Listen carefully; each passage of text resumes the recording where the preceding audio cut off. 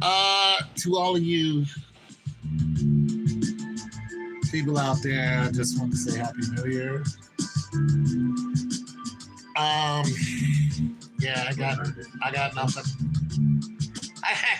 I got nothing but Happy New Year's to you guys.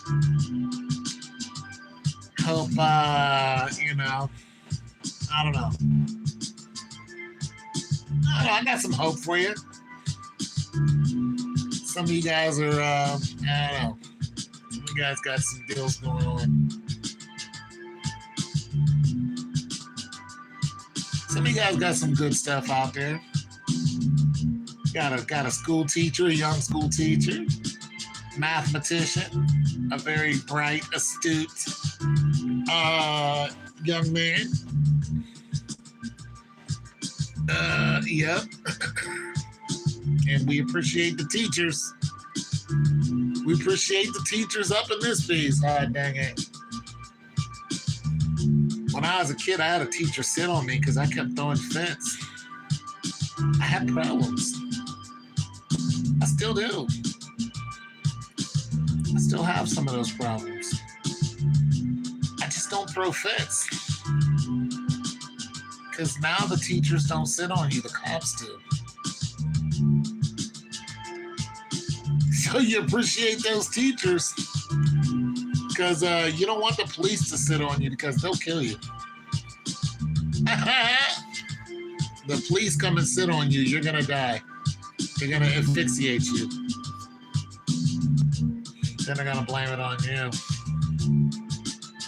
Yeah, pre-existing conditions. Yeah, and you exasperated them and killed them. You know, you're going to have to deal with God about that. But anyways, yeah, Happy New Year's to some of you weirdos. Jesus loves you. Amen, amen. You know, you made it to another year. Amen, amen. Some of you are doing some really stupid things. Stop being stupid. Can we stop being stupid? Just stupid. Some of you are just stupid. Some of you are so stupid that you don't realize you're stupid. And that's the problem. But other ones, some of you guys are great. Some of you guys are awesome. Some of you guys are doing things with your life. I like it. Climbing mountains. Yeah, some of you literally are climbing mountains. And some of you, some of you guys are, I don't know, out there wheeling and dealing. You know, some of you got some ladies involved, all right. Ain't looking to start a little fam. There it is. A famoso. We like family over here. Little fam. Yeah. Some of you guys want a family. That's awesome. Is it affordable? I don't know. I don't know if family is affordable now.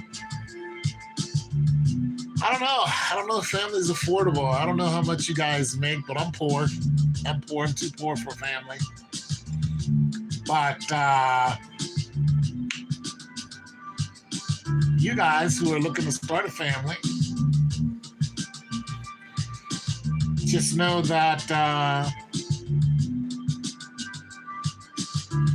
families cost money. Hey, what's going on, my guy, Mr. Teacher? Yeah, so families cost money. So if you're looking to start a family with some chica, or you're the chica, just know this.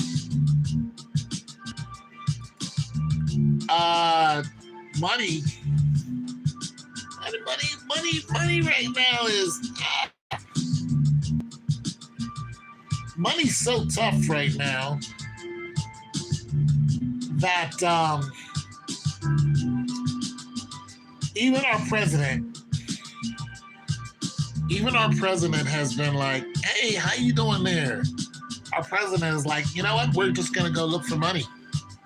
That's what he's been doing if you haven't been noticing. Ever since he stepped back in office, the first thing he did was, hey, where's the money? That's the first thing he did. And he's still doing it. How am I doing? I'm doing good. I mean, I got some, How was my day? Well, thank you for asking. So I fixed the washing machine today. Yeah, I got a washing machine off a guy for $50. Found out it was a loose wire. I fixed it. Yeah. How's you guys' day? Enough about me. What do you guys got going on? What's going on? Yeah, I fixed the washing machine today. I sold a part yesterday. That was pretty awesome. On eBay, I like selling stuff on eBay. Doesn't happen that often. Yeah. Hey, how's it going? Yeah, so if you guys don't know, I'm a disabled vet. So I spend a lot of my time by myself, like a lot of people do. And how I just make extra money is I fix appliances. I know it's boring, but it gives my mind something to do. Plus, I'm learning stuff like that, and it's working with my hands. It's a good thing for me. And I don't go to the gym that often, so when you're moving around as much as you can, it's not like I'm busting them up and down the highway. But if I showed you my living room, you'd be like, oh, you do fix you really do fix appliances. So I fixed the washing machine today, and that made me feel good. I like when I get them done. Today's your birthday. Can you say happy birthday? You're not. Oh, you're really 9? You're a kid? How'd you get on this live? Watch what I say now. Can't be talking bad about the president when a 9-year-old kid. That doggone president. He done took that Maduro. That president took that Maduro right out of his house and then put him in the daggone prison cell. Dang on. Happy birthday to you, kid. Happy birthday. 9 years old. I don't remember when I was 9. I was probably getting beat up by some girl. I don't know. 9 years old. That's all. Yeah, it was random, wasn't it? But, well, that's what happens when you're old. You're random. That dog gonna bring me. But, 9, what was I doing at 9? Where was I? I was probably riding a bike down the hill. Probably fell a couple times. I don't know. What else did I do when I was 9? Oh, when I was 9, I thought I was the Flash. There it is. I told you a secret. And the reason why I was so delulu and thinking I was the Flash is because he was my favorite. He is my favorite actor. Always wanted to run fast. But it turns out that I am not a very fast runner. I'm not a very good sprinter, but I was a decent middle distance runner. So, yeah. Taking a moment to support the stream. Thank you with the like. I appreciate the like and the comment. Appreciate the comment. I'm live myself right now, and I know how even small support helps. Yeah, there it is. Keep things moving. Yeah, there it is. Sorry, my big brother stole my iPad. Big brothers do that. That's what they're for. I didn't mean to put that. I don't know what you put there. Hope you're all having a blessed week. I wanted to let you know that Jesus Christ died on the cross for our sins. This is true. He will save you. Yes, he will. Please follow the Father before it's too late. There it is. Jesus loves you. Yeah, Jesus loves you too. It's a good warning. Happy New Year to you. Yeah, Happy New Year. Jesus loves you all. He does. Died on the cross. Went up into heaven, seated at the right hand of the Father. And he's telling everybody, listen, get your act together before you come see me. Because if you don't, then you're going to find yourself in a precarious position that you don't want to be in. It's going to be too late. So yes, Jesus Christ is Lord. He died for your sins. Repent. Repent, repent, for the day of the Lord is at hand. Yeah.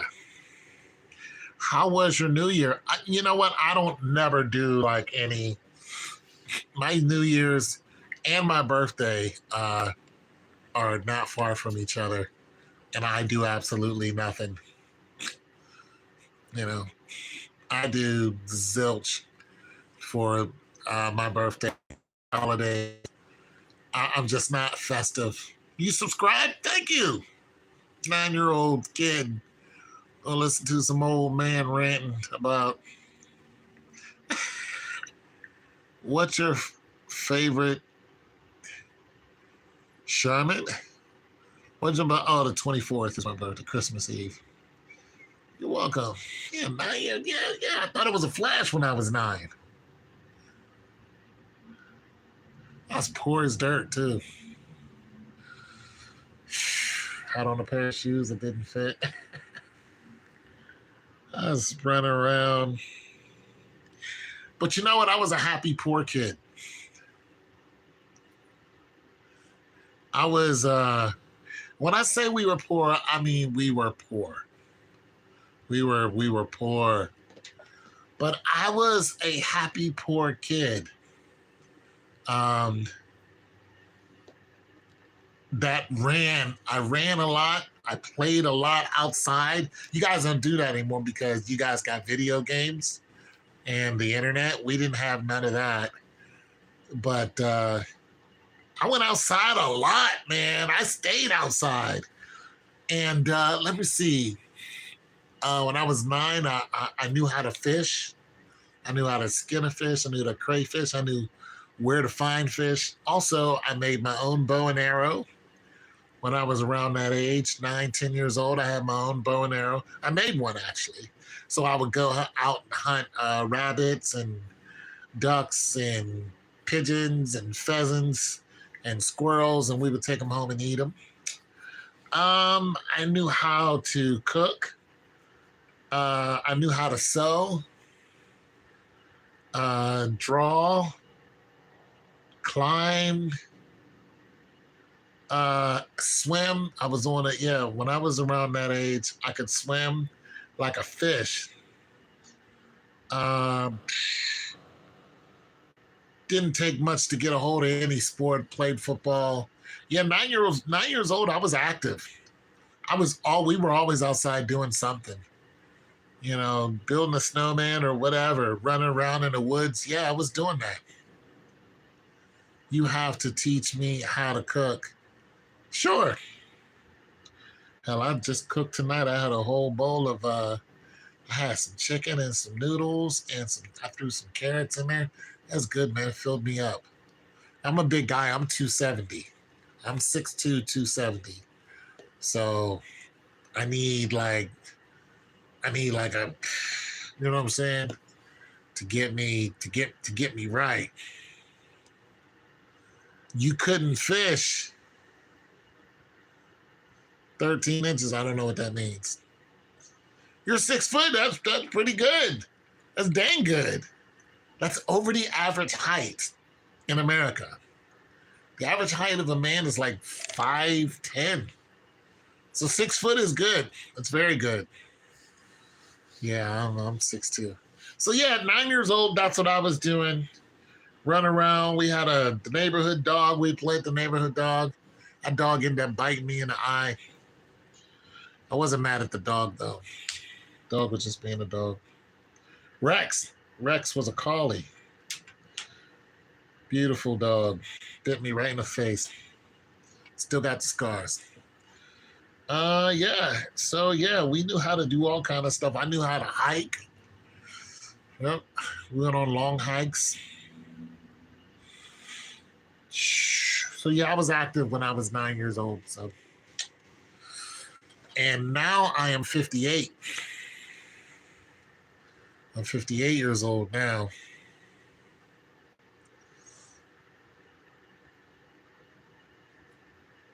On a NASA program. What program is that?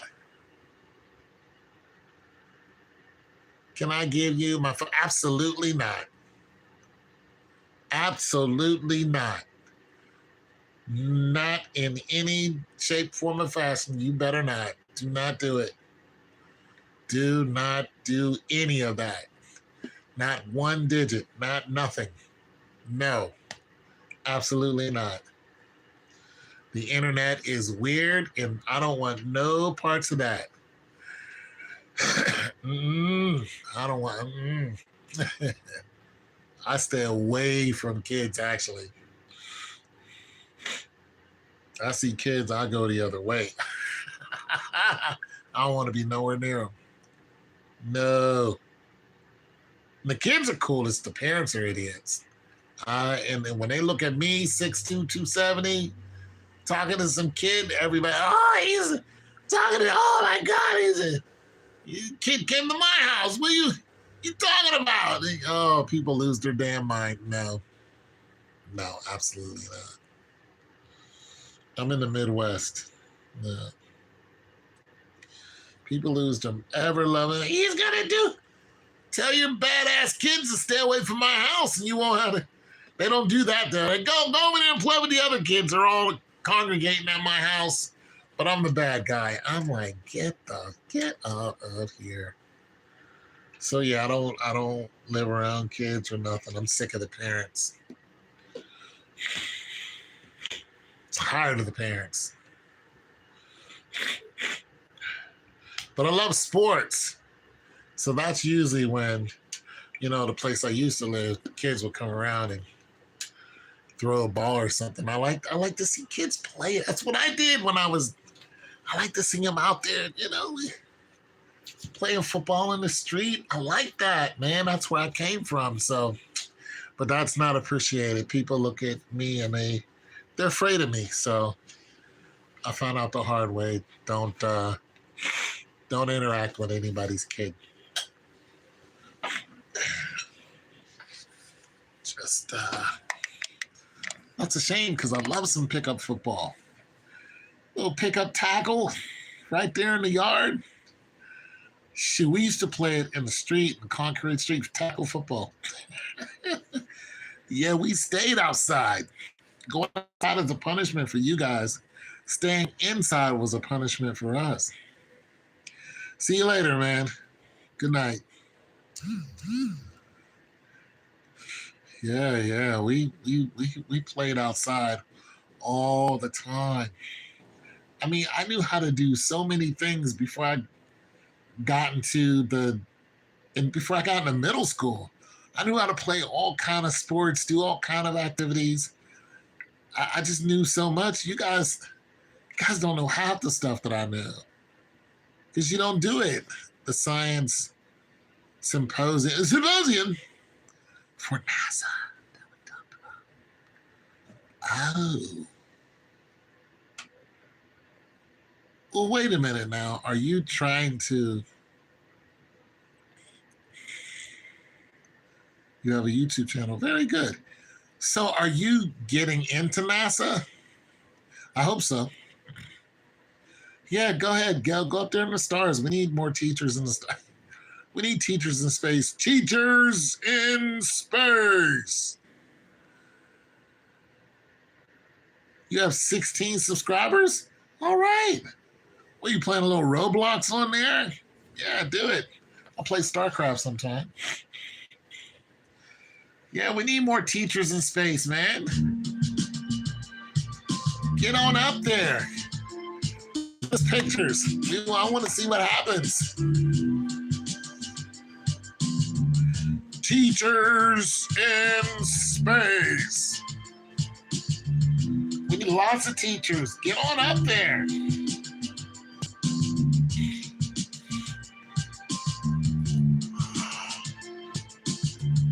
Yeah, they're like being smart. You gonna join the Air Force or something? You gonna join the Air Force? Get on in there. Might as well go ahead and be a fighter pilot. Fly one of them F-14 Tomcats or F-15 Tomcats. An F-15 Strike Eagle.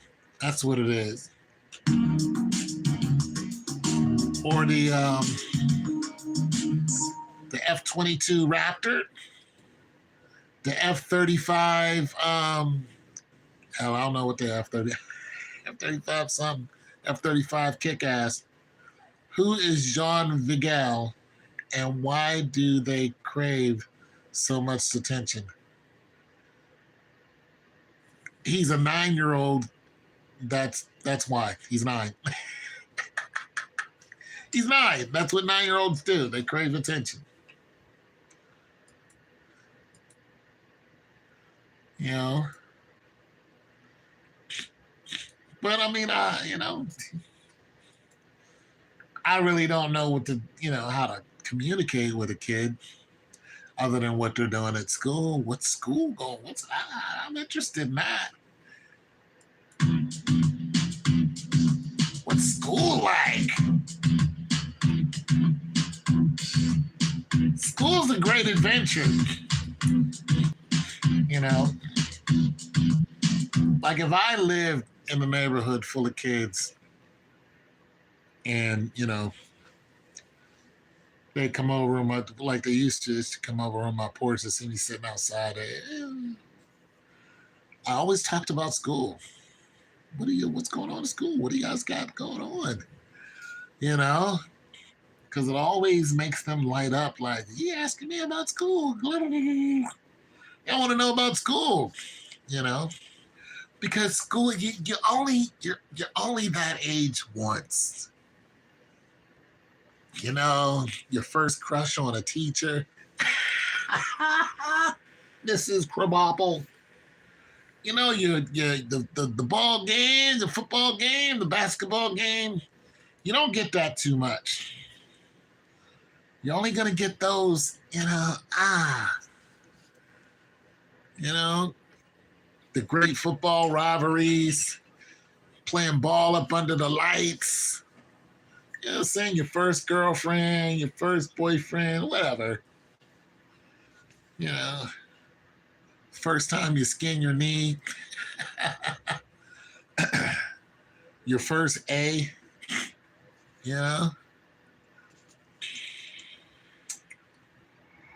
It's just some good memories. You have them. You're just like, I remember Cindy Shoemaker. She had a huge head. I mean, I'd never seen a head so big in my... We used to call her Bobblehead Cindy. No, I'm just kidding. There was no Cindy Shoemaker. But nonetheless, you see what I mean? There's always somebody you remember in high school that was just extraordinary in some kind of way. And that's it. That's it. When you go through high school, you're just like, oh man, those are great times. The white girl that asked me to date just blocked me. I told her, well,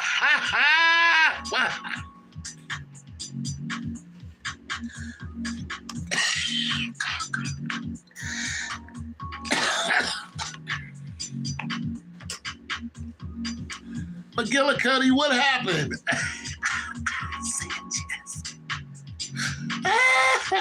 Sanchez, what did you do, brother?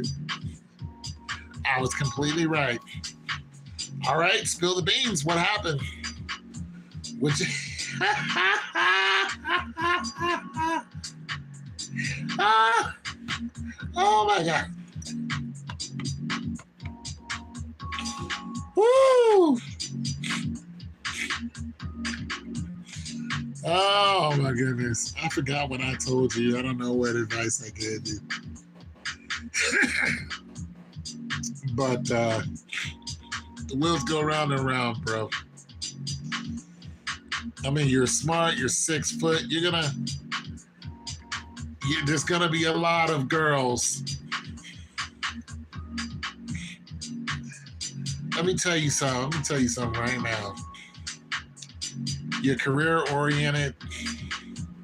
You're gonna have a job. You ain't got one already. And here's the thing about men. For one, women outnumber us. That's just that.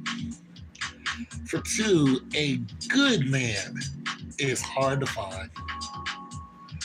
You're going to have a steady job. Let me tell you what's going to happen to you. You're going to get hit on by people you work with. You're going to get hit on by people you work for. You're going to get hit on by the youngsters that you're teaching. They're going to hit on you. They are going to hit on, you're going to get hit on by their parents. Oh my God, being a coach or something like that, or a teacher, any authority, you're going to get hit on by your students' parents. And probably their parents. I mean, it is going to be bad. It is going to be a free-for-all for you. It's going to be bad. You think I'm kidding? So when you hit 25, you're going to be in full stride. Whether you work for NASA, and don't fool around and work for something established like that, NASA. Oh, you better keep it a secret. You better keep it a secret. I'm telling you now. You tell people that you work for NASA. Yeah. I'm telling you, you think I'm kidding? I'm not. I am not.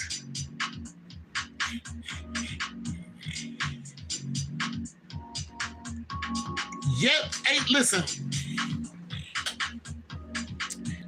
It's a double-edged sword. It's a double-edged sword. Now, here's a problem.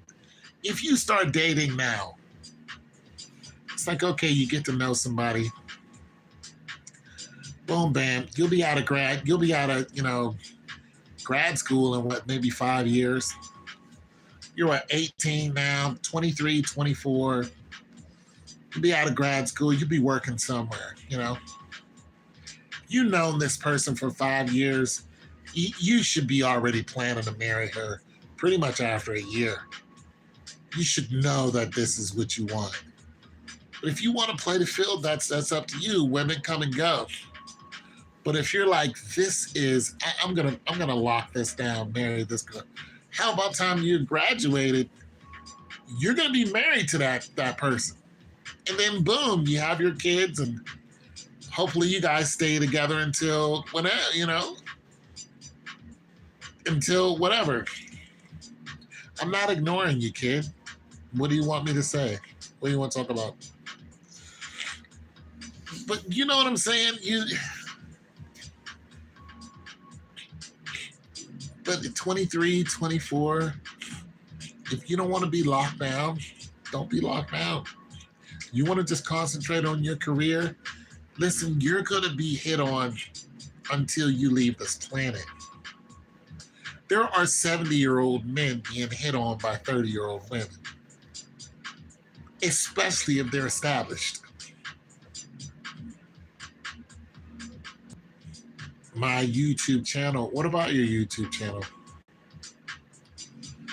So I'm telling you, bro, it is a mess out here. And if you got any money, if you got have these in credit score, bro, they're going to cost it. And even when you get married, they're going to hit on you even more.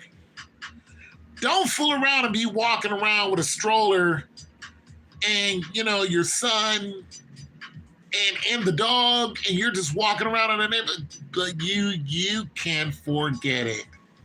You're gonna have women literally just coming right up to you. Oh, can I see you? Oh, so cute. Oh, my name is Bubba. Oh, here's my number. Oh, please call. And they're gonna see the ring on you. You're gonna be like, yeah, I've been married for 5 years. Oh, that's great. Here's my number. Call me. It's like, oh, wait, call you about what? Well, whatever you want to do. And I'm trying to tell you, they are not going to care that you have somebody that you love. They're going to look at that kid. They're going to look at you. They're going to be like, I want that. Because there are a lot of women out there who are not going to get married. And they will snatch you right from your wife like a dang on. They will snatch you up and be like, you work for who? You do what? They're already gonna, women already smell success.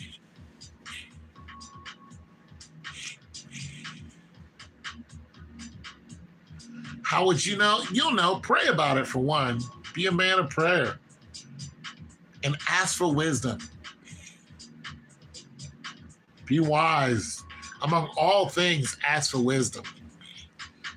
Ask the Father to make you wise. That way you don't fall in any traps. You'll feel them coming. Once you get the Holy Ghost will help you out a lot. Get baptized in the name of Jesus, saved, sanctified. Yeah, all that. But yeah, pray about it. Ask for one. For two, look at the way she dresses. If she's got, TNA flying everywhere, you don't want that. Because everybody sees that. If she's all about her and not really about you, you don't want that. If she's not doing anything with her life, she's just a loser, you don't want that. If she's constantly talking about her struggles, it's never going to stop. You don't want that. If she is not agreeable on some small things, she's not going to be agreeable on the big things. You don't want that. If you're pouring out your heart about something, just talk about something you really care about. If she's constantly looking at her phone or looks off to the side until it's her turn to talk and then she wants you to care about everything she's talking about, just go ahead and excuse yourself. This is how you know. When you're just like, yeah, my day was terrible. And if she's not like, really? Well, what happened? If she's not engaged, if she does one of these, you're like, yeah, my day is terrible. And she's just like looking at her phone, just go ahead and take her, if she's in the car, just, I'm going to drop you off at your house. She's going to be like, thought we were going up? No, we're not going anywhere. Why would happen? Listen, my body, my choice.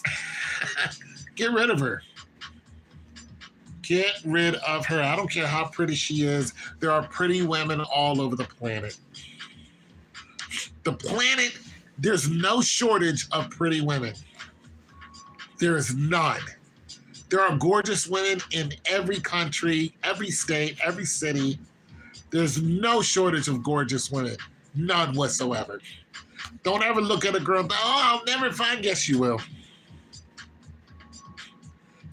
Yes, you will. Oh, she was so... No, she wasn't. She's just a woman. Kick her out. Kick her out. You got one that talks to you about her ex, all to get rid of her. If she's constantly, yeah, me and my ex, my ex, when women do that to me, I'm like, all right, I'm going to start talking about stuff they don't want to hear. Why are you talking about that? Because I don't want to hear about your ex. Go back to him. Go back to your ex. I'm not here to talk about your problems. If you're not here to, try to bond with me some kind of way, I don't want to hear it. As soon as you start bringing up other men, It's deuces for you. And I'm okay with that. And here's one thing you gotta understand about yourself. You gotta understand how to be alone. And a lot of people can't do that because they're so used to family or something around them to distract them. But when you can be alone, work with these, start creating, and getting into stuff.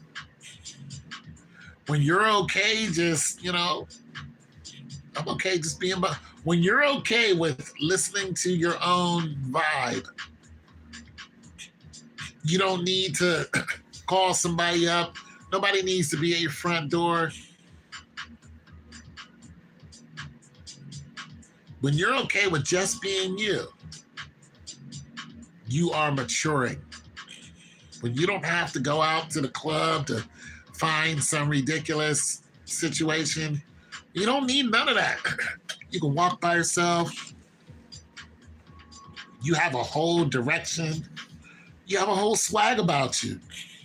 You're not putting on airs for anybody else.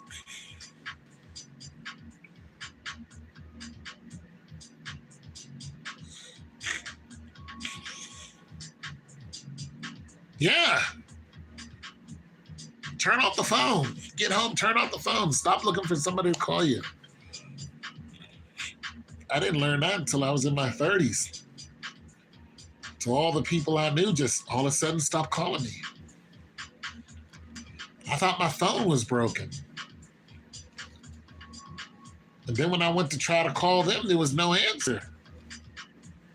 They didn't even want to talk to me when they saw me. I keep ignoring you.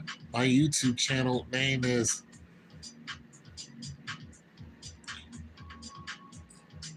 all right, Joe.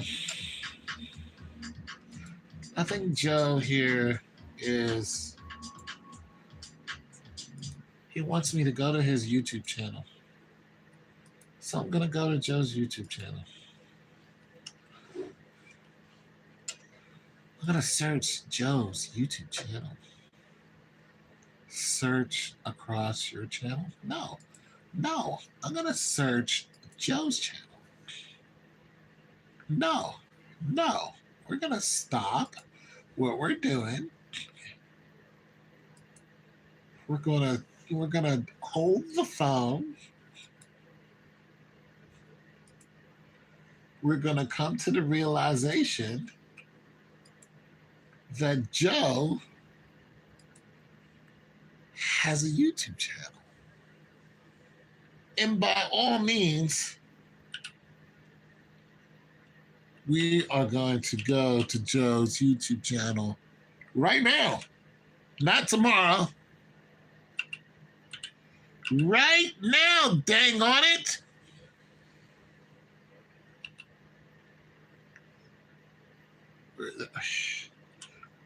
I'm going, Joe. I'm slow, but I'm going, all right? Don't fuss at me no more. No more. I don't want to hear it. Is that a B? B. We're going to go to Joe's YouTube channel. Cool Cowboys. Nope, that's not you. Joe Vigil. Okay, there's a couple of Joe Vigils. Are you Cool Cowboy with 16 subscribers? That's you, isn't it? What? All right, let's see what you got. Oh, you are 9. Oh, this little rugrat.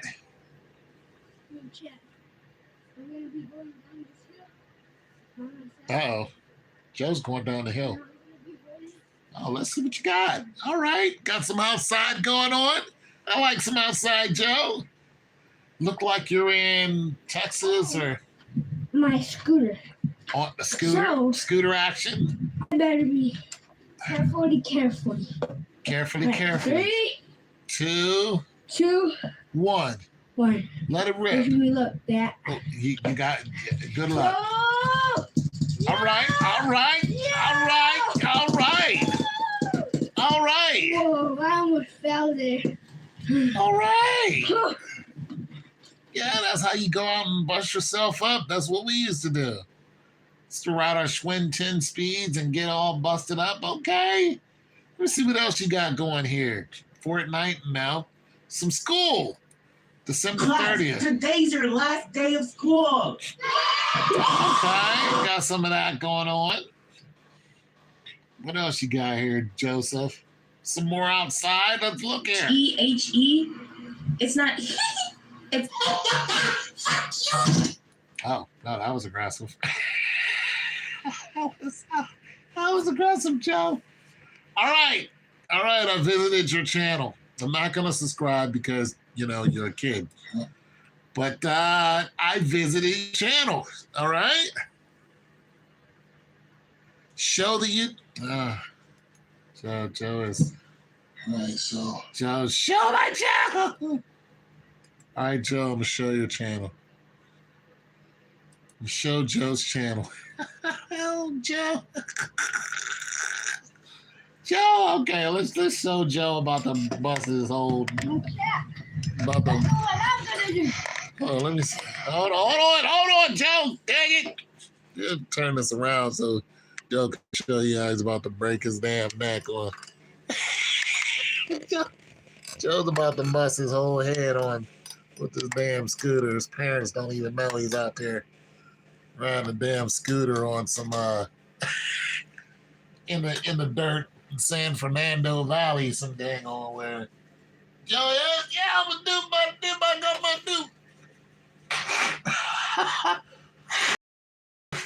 Yeah, I'm gonna ride this damn scooter. That's supposed to be for asphalt. I'm gonna take the scooter down this hill and run over a damn lizard or something. I'm gonna run over a lizard. Just go, Joe. Go. Oh, that's a small hill, Joe. That's my brother. That's it. Oh, it's your brother. We need a bigger hill, Joe. No, don't listen to me, because you get busted up. I can't pay for your. I can't pay for it. Oh my goodness. You get busted up, Joe. Don't call me. I ain't got no money. Yeah, more outside, Joe. Let's see. They got some outside here. THE. No, we don't like that one. We don't know what that is. More outside activities. Yeah, get outside. Oh, whippersnapper. All right, you happy now? Yeah, that's enough of that. That's enough of Joe out there. That's enough of Joe out there acting damn fool. Good luck to you, though. Little scooter action. Yeah, I like it. I like a little scooter action. That's all right. Get out there and, be adventurous. There's nothing wrong with that. But, yes, sir. Yeah, get out there. Be adventurous. Good night, Joe. Good night. Be adventurous, kid. Good night. Eat your vegetables. Say your prayers. And then what you tell kids nowadays, eat your vegetables. Say your prayers. And, I don't know. Stay off the internet. Do something. Do something with your life, kid. But yeah, my guy. Yeah, there's so many beautiful women in the world, and you'll waste your time. You're never going to be 18 again. It's just not going to happen.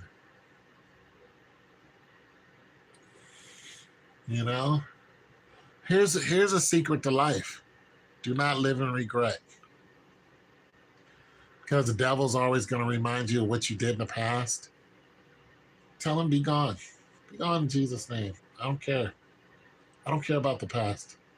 That's the secret to life. Do not live in regret. Don't.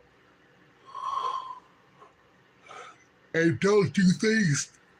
And don't do things you're going to regret. Don't do it. But that's the secret. Don't live in regret. You're on a great path. I admire that. you know? And there's nothing wrong with admiring something. But don't be envious. Don't be, you know, don't look at kids in high school now like, oh, I wish I, no, it's over. You're not in high school anymore. You know, you got a great opportunity. You got a great head on your shoulders. You have an awesome opportunity. You got all that. You seem to have a clear mind. There's a lot of people out there that's all messed up, way younger than you. So you got an advantage. You got people on your side. You're in school, so somebody's helping you somewhere. It sounds like you're in a dorm.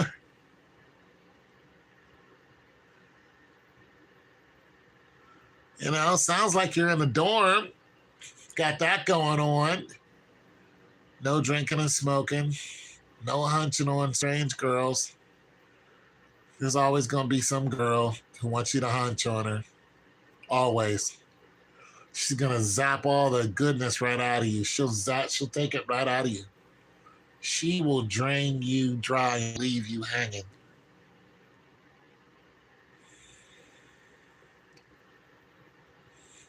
Just won what for 2 weeks? Yeah.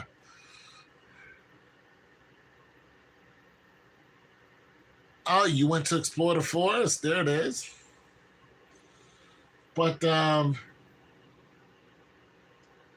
yeah, you had a girlfriend for 2 weeks. That's good enough. Go back to go back to work. Screw them. Leave them alone. Go back to your career. Focus on that math. And you know, the better your math is, the more opportunities open up for you. So if you're like, you know what, I don't want to be a teacher. You know, or you're like, I want to be a teacher and I want to be a lawyer. I think I'm going to be a lawyer. Go be a lawyer at 25. Practice until you're 30. I don't want to do that no more. I think I want to be a structural engineer. Yeah, I'm going to go do that. You can do it because you have good math. Like, you know what? I did that till I was 35. I think I'm going to go to med school. Screw it, why not? Let me be a doctor and a lawyer and a structural engineer. Why not? Who cares? Go get your nursing license. Boom, bam. A bachelor's degree. And you're like, you know what? I think I'm going to be an esthetician. Or I think I'm going to be, ear, nose, and throat doctor. I think I'm going to be a podiatrist. Yeah, work with some kids. I think that's working with kids. Pediatrics, yeah, that's working with kids. Or you're like, you know what? I think I'm going to be a brain surgeon. Screw it. 40 years old, you're a brain surgeon. So you're a doctor, lawyer, a structural engineer, and I'm going to tell you something. I met some guys when I was doing a promo, and they were having a down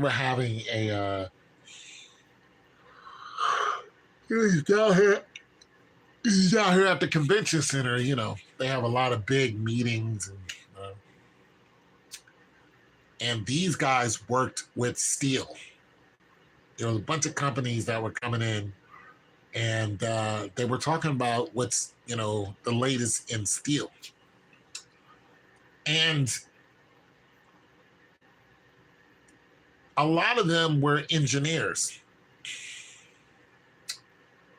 I looked up the math that they had to take in order to be the kind of engineers that they were. I'm not ready for none of that. Trig, calc, and all that extra, they were on some whole other stuff. And there were hundreds and hundreds of them. Some women. And all of these people were in the same field. They were all brilliant. Just brilliant. And you wouldn't know it walking around, if you walk past them, unless they told you what they were. They were all brilliant. Some of them were Africans. Some of them were, they were just brilliant people. And, the Bible says your gift will make room for you and place you among great men. So if you're really good at that math stuff, you can be one of those people who are telling people what it is and what it ain't on some old curvature of the, earth type of, you'd be like, nah, scientifically, that's not right. If I shot a rocket off in Minnesota and wanted it to hit, I don't know, somewhere over in the Middle East or whatever, how long would it take? You'd be the person that'd be like, well, we're in Minnesota. Size of the missile. Thrust vector. Let's get a vector going on. And we're in the Middle East. Dagestan. Dagestan. That's going to be so many miles. It's going to travel at so many speed. It's going to trajectory for the wind. This is how long it's going to take. Boom, there it is. You're that guy. This is how long it's going to take. Boom, there it is. Then they patch that into the computer. And you're, damn, he was right. You're damn right I'm right. I'm good at math. Yeah. I was not good at math. So there's a lot of opportunities that I wanted to do that I didn't do. And I always envied people who were really good at math. It hurt my feelings that I wasn't good at math. It caused me to be angry at the people who were. Because I wanted to be a fighter pilot. Yeah. I thought I had to be like this really exceptional person.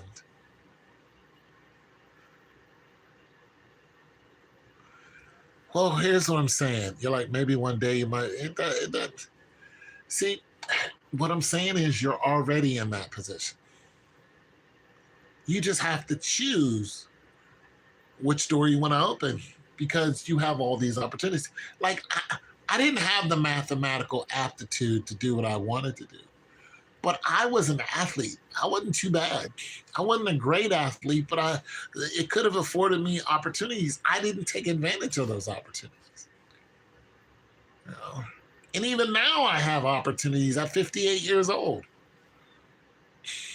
I have a degree. I'm a veteran. I can go talk to somebody and get my resume together, but I don't know if that's what would make me happy. What makes me happy? When I get up in the morning and I go out to my kitchen / living room and I see all those washing machines, all the mess that I make when I finally get up. And I look at those washing machines and I go, hey, let me show you what I see when I get up. And you're going to be like, yeah, it's a damn mess. Yeah,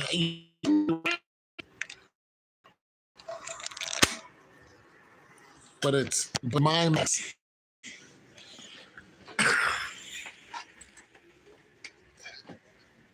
This is what I see when I get up. You see that? See that? See the wonderfulness of this? And you're man, yes. But I can come in here and be a whole mess if I want to.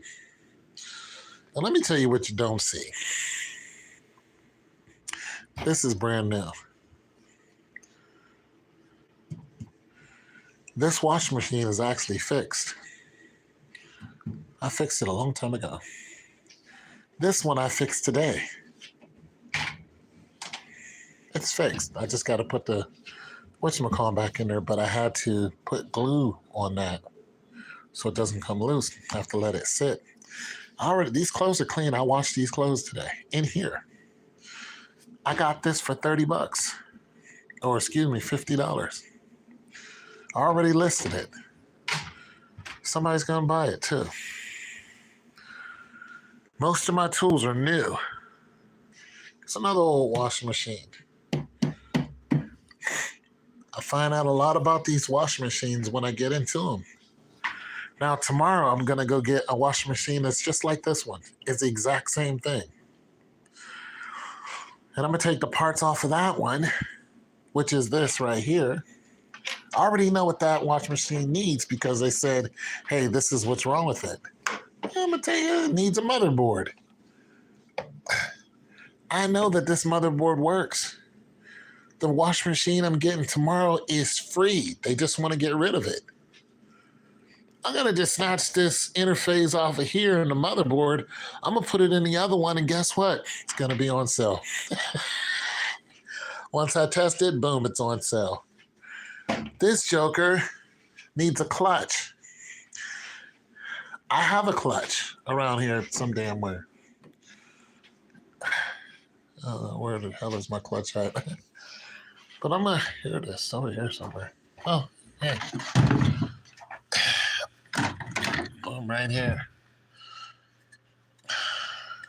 I'm gonna throw this clutch in it.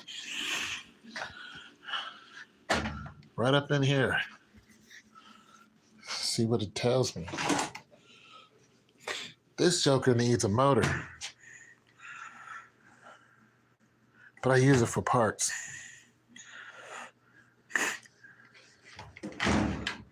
Yep. But I got this one. I bought it first for $30, and I bought this one. And I bought this one because I wanted to compare because they're both the same, but they have different motors.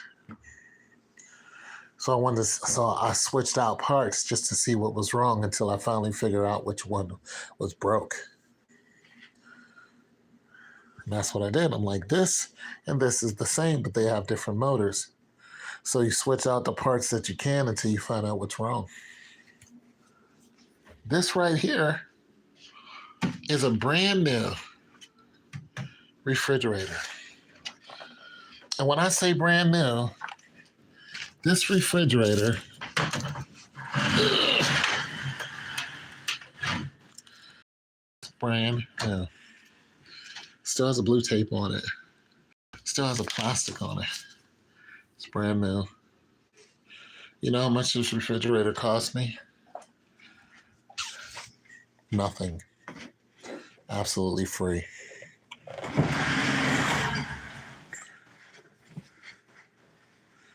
There was something that they didn't like about it.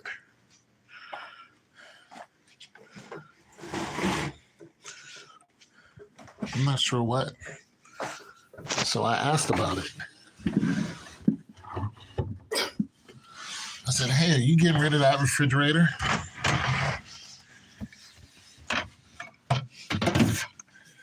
Somebody went and asked somebody else. Then that somebody else came to me and said, you're talking about this refrigerator? Yes, what's wrong with it? I don't know. Then they went and asked somebody and they said, yeah, you can have it. Not one thing wrong with it. Brand new refrigerator was made in August of 2025. It's not even a year old. So this what makes me happy. This is a mess. Look at this.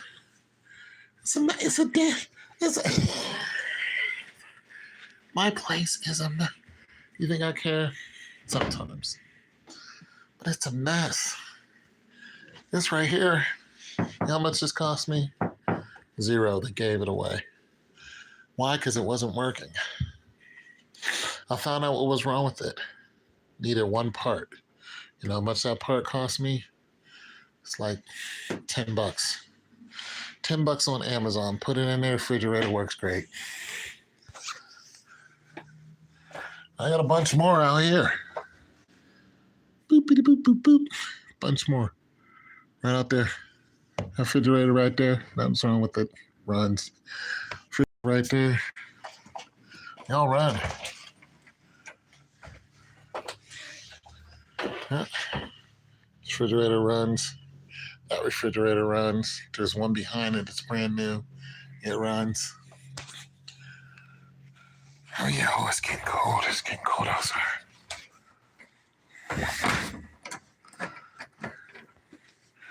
But yeah, so this is what I do to occupy my time. Look messy, yes. Yeah, it looks messy. It's very messy.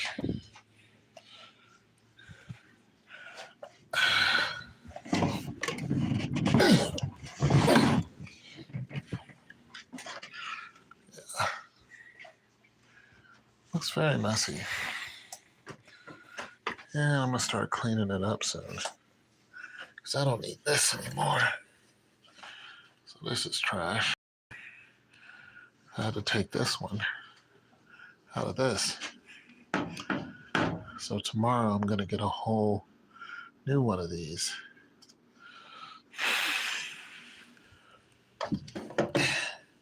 So I'll get all my parts for free. Most of my tools are new. So it looks like I'm a, street urchin. But this is new. It's a new transmission. Brand new. I'm going to take it and put it into there. And all kind of stuff. I got a car pump the other day. Yep. So I got all these Amazon packages. So yes, it looks a mess. But it's my mess. Got all these boxes because I'm always getting shipments. Every time I sell one of these things, I gotta put this back together. I gotta take these off. I take the back and put the back on it, which is here. I already have it listed. I already have it priced out. Now, can I clean this up in a heartbeat? Yeah. Yeah, I can. But I've been living here for how many years?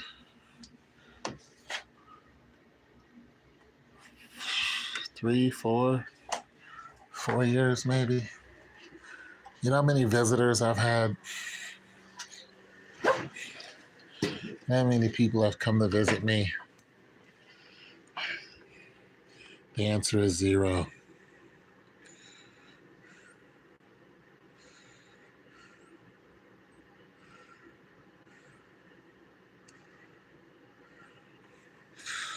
Well, let me tell you something about your family.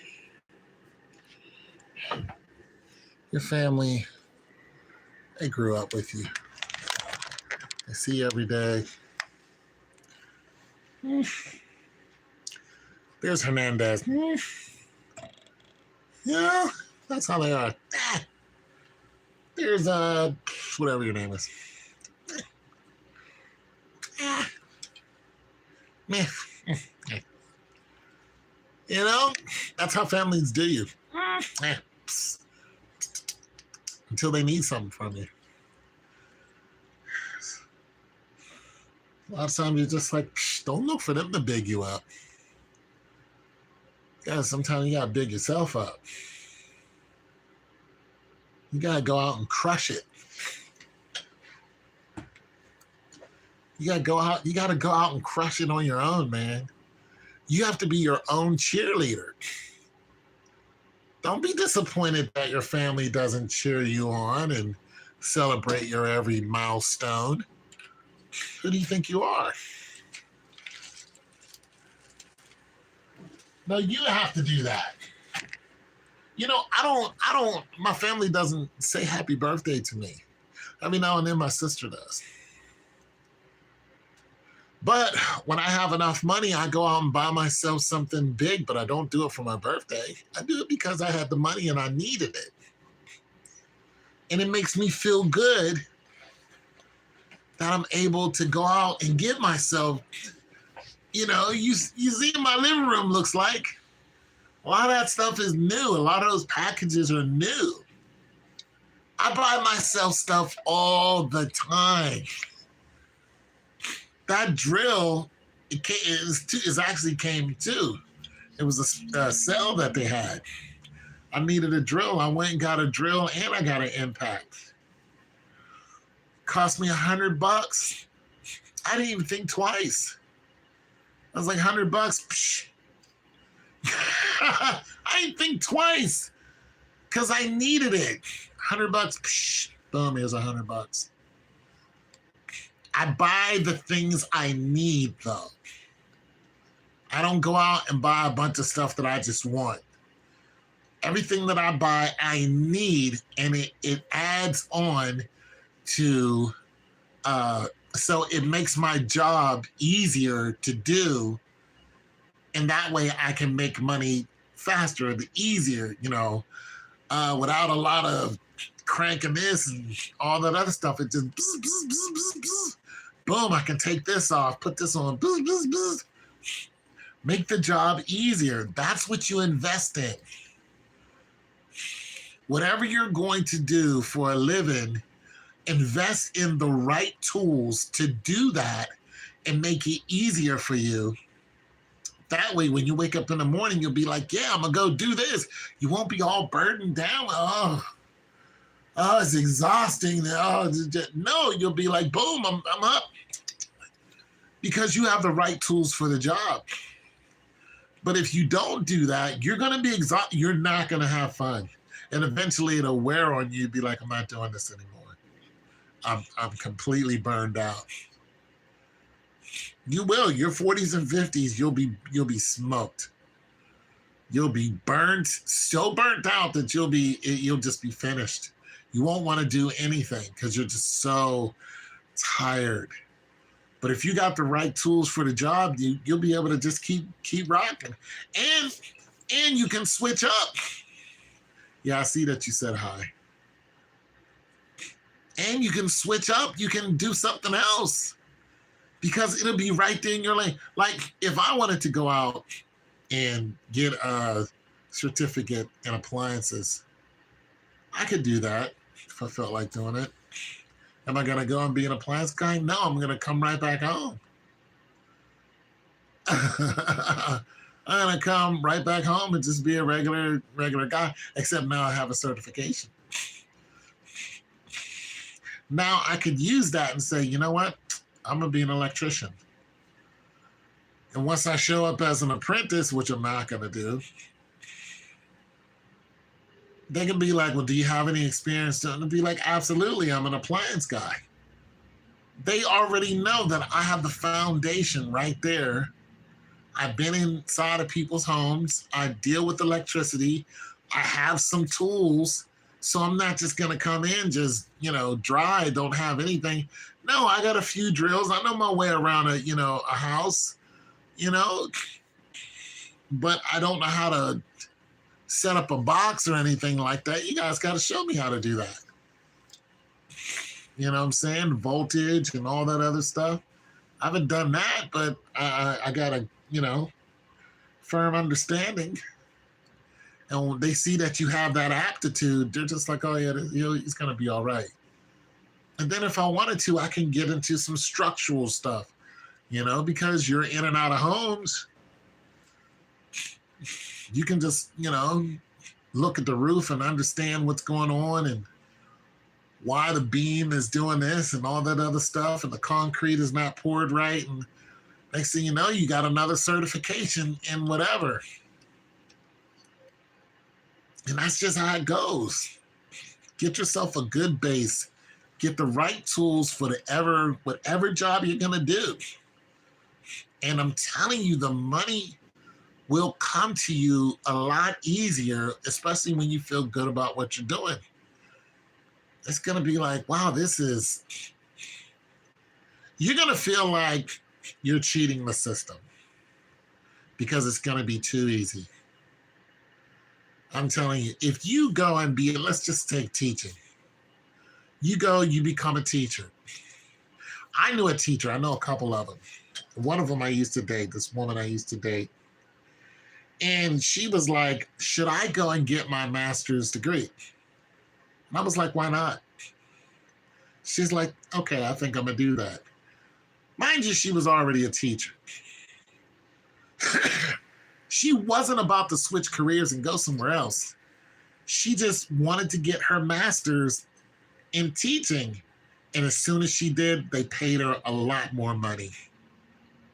As soon as she did that, she went for 2 years, and boom, as soon as she graduated, bam, she didn't go to another school, another district, no, nothing. She changed absolutely nothing. But they saw what she did, that effort she did, and boom, they were just like, we want to keep her. Just like, oh, we're not letting that go. Absolutely not. What do you want? They came to an agreement, boom. Her salary went up like $20,000 in 1 year. They were just like, here. Because they want to keep her. You know what I'm saying? She could go and get a doctorate. They just, here you go. Here's some more money. And the thing about her is she's very didactic. She's very smart. She could read something and just comprehend it instantly. And she was teaching like third graders. But she's very, very didactic. And it was nothing for her to get that master's degree. It was nothing.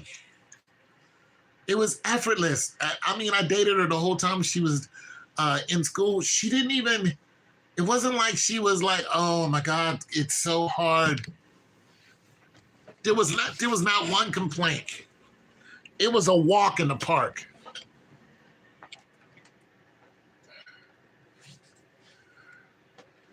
There was no strain to it. It was a walk in the park. And that was it. She graduated with $20,000 more.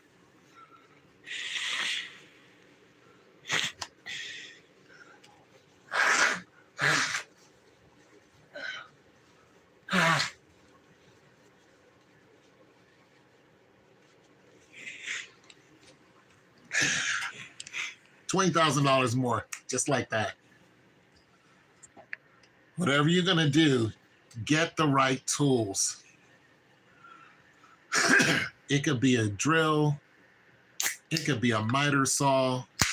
It could be a new set of pencils. It could be a ruler. It could be a TI-83.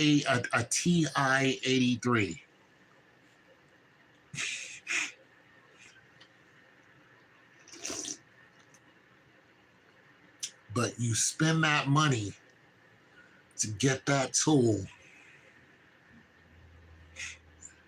And you do, and once you get in those positions, you're just like, boom, it's a lot easier now.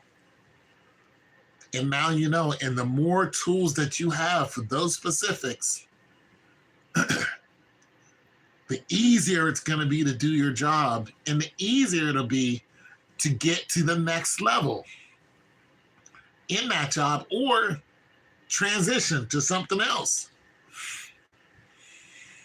And you'll be like that for the rest of your life. There's people who working until, they're 80 and they're still doing what they love. They're not going to stop. They're retired. They're like, I'm retired, but I'm still doing this because I love it.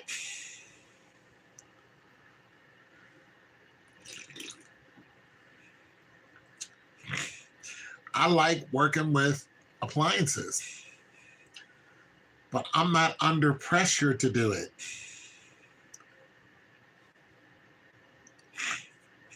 I like it. I like being able to tell people what's wrong with their appliance. And that's why it's like, wow, what's the big deal about appliances? The big deal is that it allows you to do what you like to do on your own at your own pace. And it's rewarding. It is rewarding that you can walk into a 1-bedroom apartment and somebody has the same problem as a mansion. I've been in some really bad homes and I've been in some really nice ones. And you know what? They all got the same problem. They all got the same problem. Hell, last week I was in a gated community picking up a washing machine. The white one in there. I've been in some really nice homes.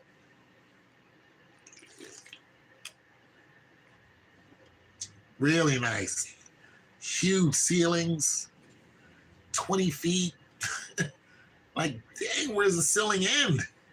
Really nice homes. All got the same problem. Washing machine went out. Same problem.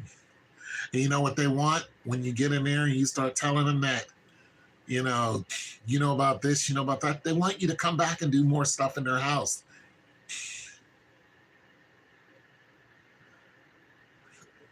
Well, I'm not, well, thank you. But they want you to come and do more stuff in their house. That's what they want. Hey, can you come back and do this? Can you do that? Can you do this?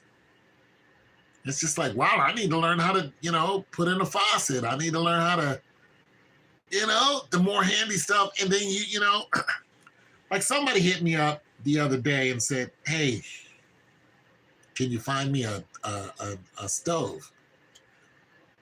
And I need it in the next 2 days. Now, I couldn't find them the stove, but they need it. And I searched. And then I was like, I couldn't find you one that you were looking for. And that was just that. But when they were talking, when we were negotiating, I was like, what's your price? And they were like, you tell us. So I could have went and got this person a stove for $150 and charged them $350. Do you see what I mean? And charged them $350. But my negotiations broke down because I couldn't find the right item for him because they were being kind of specific. I was like, I can't find you one. Not in that time. I need more time. But I didn't have it. He only gave me 2 days. But he came to me. You see what I mean? Because I must have sold them something. That's what you want. And whatever you do, you want to be the guy. You want to be the guy. You want to be the guy that they think about when they get up in the morning and they're like, I need this. Let me call, boom. That's what you want. You want to be the go-to. When they like, I need to pay somebody to do this, they're going to call you. I had a young lady, I helped her move. She hit me up a couple of days ago. She's like, hey, I need you to help me move, blah, blah, blah, blah. And of course she's going to pay me. I didn't answer her back because I'm not feeling well. But nonetheless, she called me first. I'm sure she'll call somebody else. But she called me first. That's what you want. You want to be the person they call first. Because they could call a bunch of people, but they want to call you. What do you specialize in?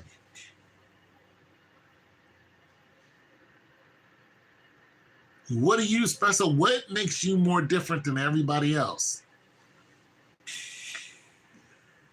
Like the washing machine I fixed.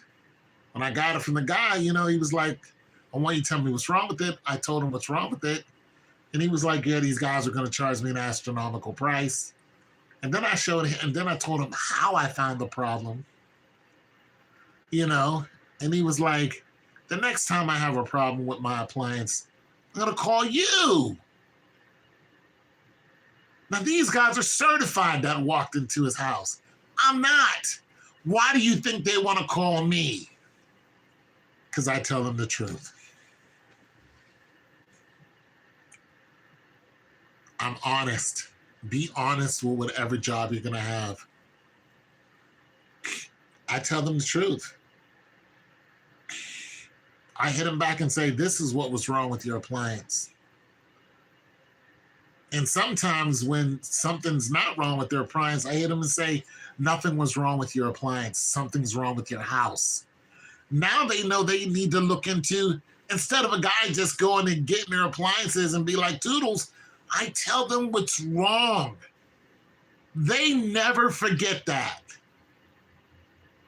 They never forget the fact that I told them nothing's wrong here, something's wrong there. They call that person, they get it checked out. They're like, yes, something was wrong here. A regular technician does not do that.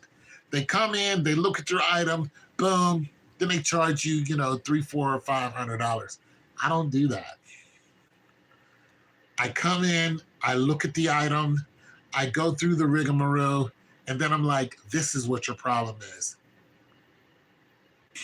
It costs you $80 for me to come into your house and tell you what your problem is.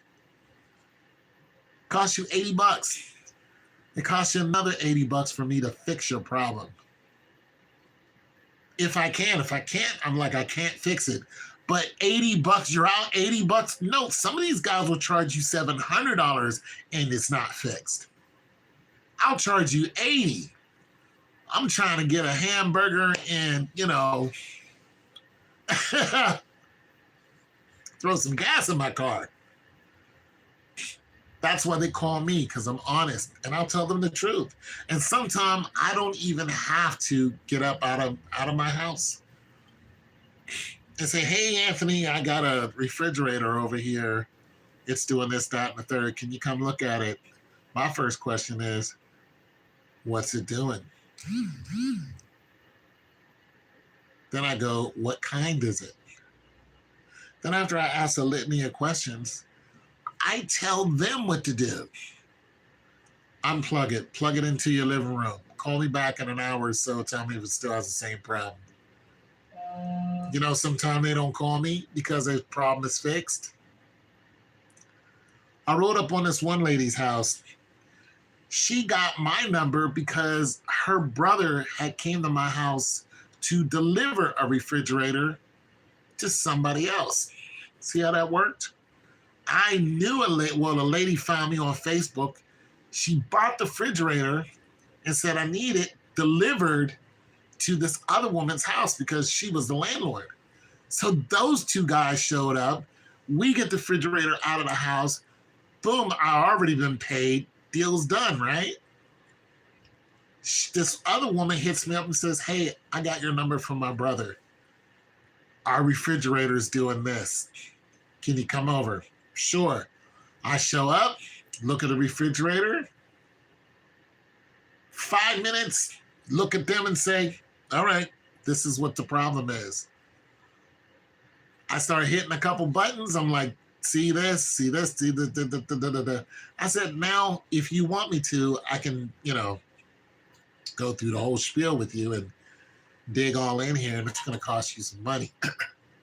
They're like, no. I said, okay, take the refrigerator, plug it into another room. They plugged into another room, no problem since. They're like, how much do I owe you? I'm like, $50. I could have said 150. $50. They were like, that's it. $50. I got a sandwich. I put $10 in my gas tank. I'm home. Be honest. Have a good, fair price. Be fair. Don't try to gaffle anybody. You'll regret that. Buy good tools. If you don't need the top of the line, don't get the top of the line. Yeah, $50. Give me $50. I'll do it.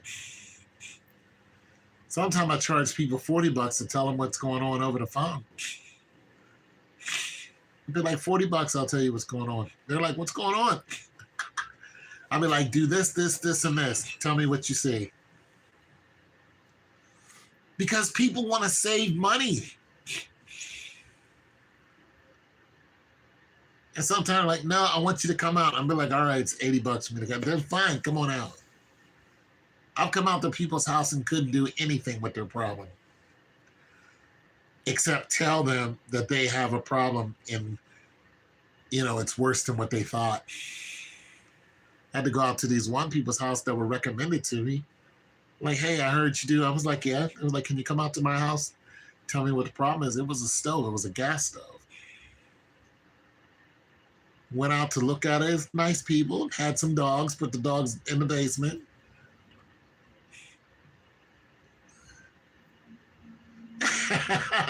That's a compliment. But what had happened was it was something with the gas wouldn't it wouldn't shut off. On most stoves, there's an emergency valve. It's down. It's on the right side. If you click that emergency valve, it cuts off the gas. So if you have an issue, you can cut the gas off. Well, theirs didn't have an emergency valve. I'll take Questlove too. Love the Roots.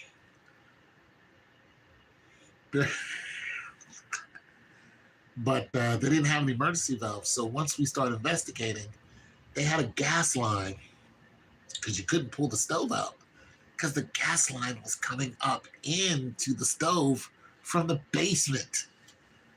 I was like, lady, I can't do nothing with this. I was like, let's follow the gas line. We had to go in the basement. I said, you're going to have to cut this gas line here in order to get that and move it out in order to figure everything out. I said, this I cannot do.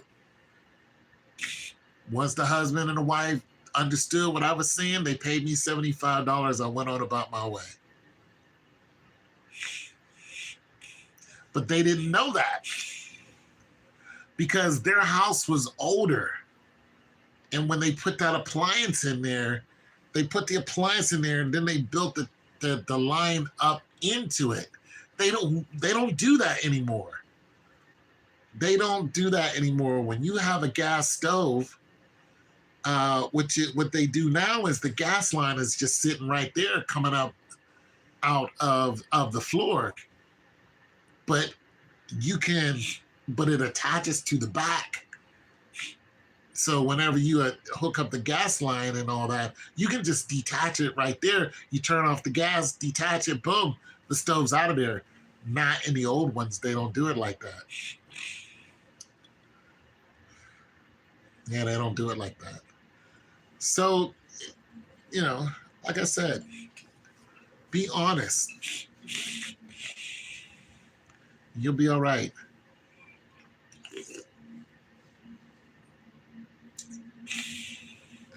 You'll make good money. Don't let a girl break you. Don't let a woman break you. I don't care if she's your wife and you love her to death. Don't let her break you. And tell her that to her face. Listen, I'm not going to let you break. I'm not trying to break. Listen.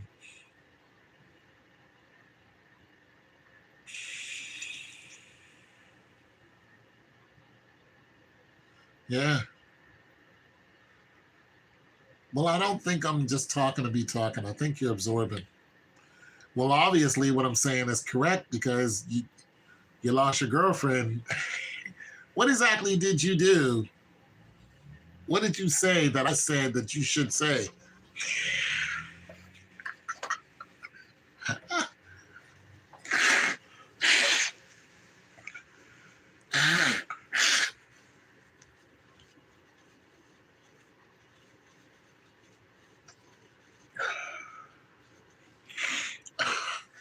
I want to know what I said to say. Yeah, tell her to go fly a kite. You'll find another one. They'll find you. They will. They're already looking. You're in college now? Oh, they're looking at you. I guarantee you, in every class that you go to, there's some girl that's eyeing you. And one time, and you're going to look up and you're going to see it. There's some girl that's eyeballing you.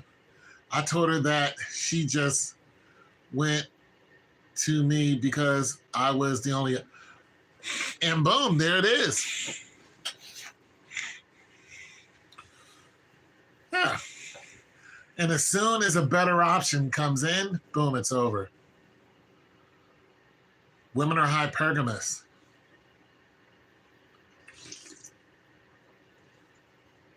Soon as a better option walks in the door, that's it. You just lost your woman.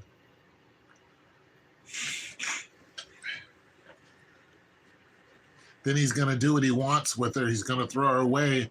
Then after she's, done with that high that she got from talking to him or sleeping with him, she's going to come back to you because you're stable.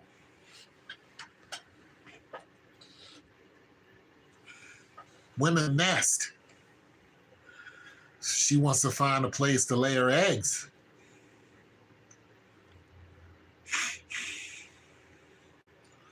Yeah, that's why you call them birds.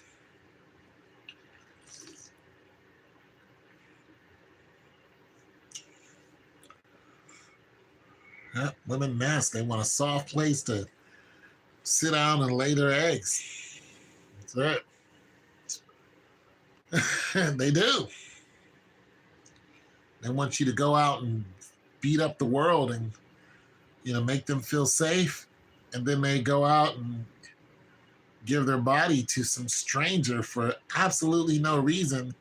And then come back and tell you that you're the issue. I was just feeling vulnerable because what did I do? You just make me feel, you know what? Let me stop you right there. Let me stop you right there. Yeah, you went out and got on your knees in front of a man because of whatever. You had fun. Awesome. Here's your stuff. You can go right back to sucking him off. Go ahead, bye. Kid, no, please, I want to work it out. There's nothing to work out. Get out before I call the cops. That's it. That's it. She's going to text you. She's going to come back to your house. She's going to call you. She's going to show up at your job. She's going to say all these things, but all you can think of is she was on her knees in front of some loser and enjoying every bit of it. And now she wants to come back to a stable home that I built. My name is on this lease. My name is on the mortgage. I did this. I went to college. I went to grad school. I did this. I ate ramen noodles till I was blue in the face. I did it. She didn't do it. I did it. I built stability. I have a stable life at 27, 28. I go to work every day with a smile. And you want to go and bang out the neighborhood UPS guy, go right ahead. Knock yourself out. Special delivery. But don't come back to me, because I there's nothing I can do for you.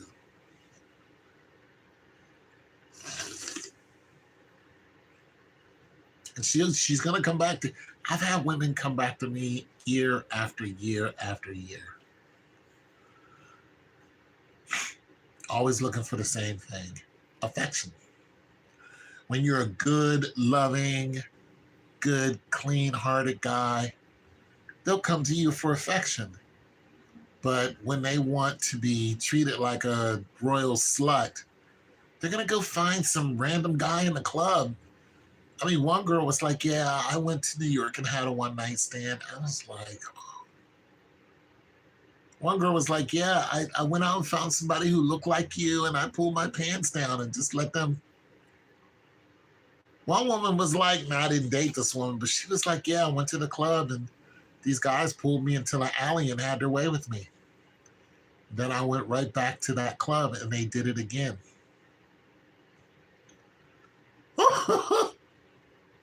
Bro, you are no competition for a woman in lust. You are not even aware of the destruction a woman in lust can cause. And if you come anywhere close to one of these animals, you better run as far as you can because they're going to drag you down into the abyss. They're going to drag you down screaming. And when you lost everything that you worked for, when I say everything, I mean your freedom's gone, your house is gone, your car's gone, your money's gone. Everybody's looking at you like you're the loser. And this witch is laughing at you. It's all your fault. Because you were warned. You were warned. Don't do it. Don't eat the apple. Don't do it.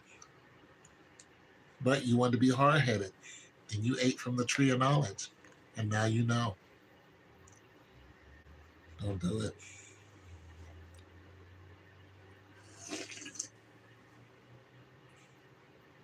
You see these rich men, these basketball players, lose half of their earnings because their woman up and left them. Look at some of the divorces on these basketball players, how much money they lost. They didn't shoot not one free throw. They gave all that money to the woman as if she practiced every day and got elbowed in the face. Marriage is a come up. With the wrong person, it's a come up. The right person, you know, it's a godsend. I'm saying be careful, because you could fall into some poo nanny that ain't good for you, but it feel good. You'll be like, oh my God, this. Oh yeah, you could fall into some poo nanny that'll have you shook for years. Years. You'll turn around, you'll be my age trying to figure out what the hell happened. How did I get here? Why am I not a lot more successful? Because you fell into some cooch. Raw, stinking ass cooch. You fell right into it and you wallowed in it. You didn't want to get out. You were told, get out between that woman's legs. You were like, absolutely not. I'm loving it. I'm loving it. I'm going to stay here for the rest. No, you're not, because she's not going to let you. She's going to kick you out from between her legs and go find somebody else within 5 minutes, literally. She already has somebody else on the backup. You just don't know about it.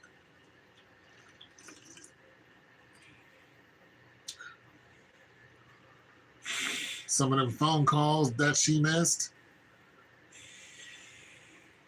Sometimes she's talking to you and the guy is smashing her from the back. You think they don't do that? She'll be like, no, I'm not doing anything. God be on top of her. That happened to me. More than once.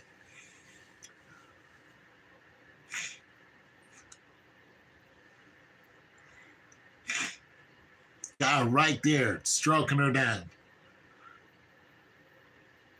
And eventually I got my act together. I was like, I gotta go. She didn't want me to leave. Like, I can't do this with you. You can have all the fun. She did not want me to leave. She wanted to have all the fun in the world, but she's like, I want you to stay. Why? Because I was affectionate.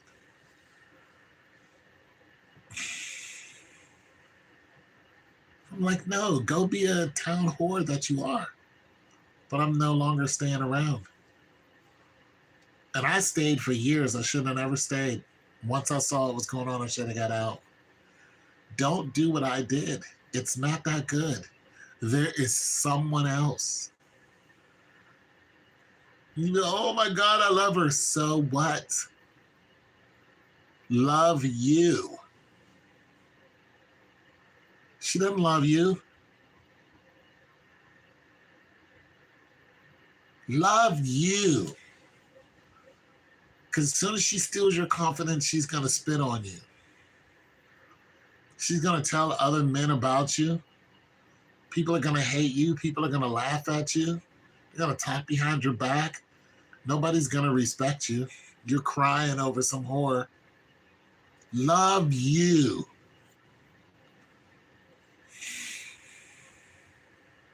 Love you. Put your mental first. Once you realize there's instability, get out. This is just not right. You're looking at this man and I'm right here. You know what? Sometimes you don't even have to talk. You're out to eat and she's locked eyes with some guy doing one of these numbers. And you look up and you're just like, oh, that's it. Waitress. Hey, yeah, go ahead and split the, and I want to go ahead and pay mine now. She's going to be, what's wrong? What are you? Don't even say anything. Don't even say anything. Just go ahead and pay for your stuff. Get your little doggy bag and hit it. Don't even look back. Don't even, because if she had the audacity to do that right in front of you, she'll keep doing it until you put your foot down. And then when you do, she'll go, oh, no, I don't want to be, get out of, that's not a wife. That's not even a good girlfriend. That's not even a good friend. Because the guy who saw that knows that he can take her out back in an alley and do what he wants with her. He knows it.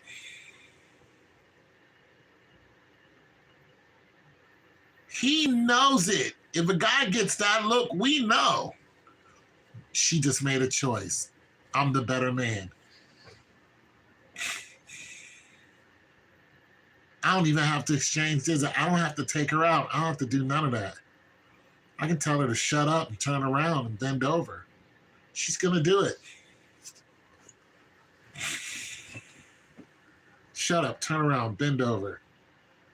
And don't even say nothing. Bust your nut and get out. You going to call? I don't even know you. I'm not calling you.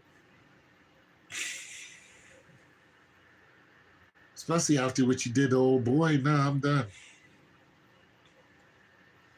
Because he knows she's just a piece of trash.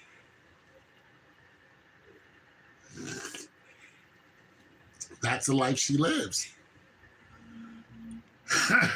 Listen, if you got a woman that loves you, I don't care who walks in the door. I don't care how famous or how much money they got. She's not going anywhere. She's like, I'm good. I'm going home with my dude. We're Gucci over here. Because she knows that one night that ain't even going to last a night. That one moment with that whoever guy, that ain't going nowhere. That ain't going nowhere. But you guys could be forever. You guys could be 85 and die at the same time, holding each other's hands. As soon as she gets home after messing around with whatever famous guy, she's going to hope that you're going to accept the fact that she is a royal slut for whatever Superman comes around. And if you're like, you know what, it's okay, baby. You know, we all make our, you just got yourself in a world of hurt. She's about to rob you, literally. And she's going to start talking crazy to you. Why don't you park over here? Why did you park here? You're so stupid. Oh, it's okay, baby. You're such an idiot. You're going to start getting that kind of vibe. And then one day it's going to hit you all at once because she's going to show out in front of her friends, or she's going to show out just to be showing out and in public and blah, blah, blah, blah, blah, blah. Whoopsh. Go right upside your goddamn head. What are you going to do? You're not going to do nothing. And as soon as you knock the cowboy stew out of her, whoop, whoop, who hit who? I mean, she hit me and then I hit her back. Yeah, that's assault.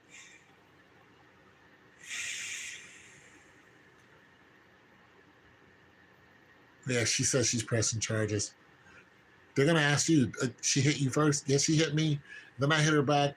You're going to be like, are you pressing charges? No, it's my wife. I love her. I'm not pressing charges. But guess what? She's pressing charges against you. But turn around and put your hands behind your back. You're about to go do about 2 years in jail. You just caught a felony. Can't vote. No, can't own any weapon. I mean, it's going to be, you just caught a felony. And while you're in jail, all you're thinking about what this hoe is doing. She's out getting a train ran on her by some guys that you know.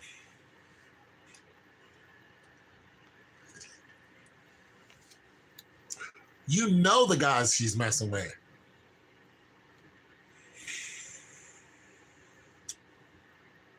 All you want to do is, go hide up under a rock somewhere because you look like an idiot. And everybody knows that you're crying over this, filthy piece of whatever. It happens to us. It happens. It happens to the good guys. It happens. There are so many good men who've been destroyed. Just destroyed. Football players, singers, dancers. Tyrese cost him $5 million for his last relationship. The woman told her just a straight up lie. $13,000 a month for child support. And then when he got in the court, the lawyers ganked him for $5 million. They ganked him. They told a lie. The lawyers did. And the judge let it go. The lawyers were supposed to do something so he wasn't charged all this, crazy dollars. But they were like, well, he owes me $250,000. Well, he owes me $250,000. And all these lawyers are going, well, yeah, well, he owes me $250,000. And he's just like, wait a minute, you're the one that's supposed to fill out the affidavit and blah, blah, blah. But being that they didn't do what they were supposed to do, he had to pay out all that money. He should have sued all of them. They literally robbed Tyrese. They just raked him through the coals, took all his money. They just robbed Tyrese blind.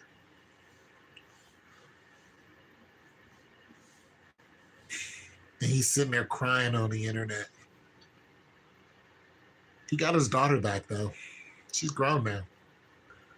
Shayla, she came back to him. Made him happy, and we want that. But that filthy, lying woman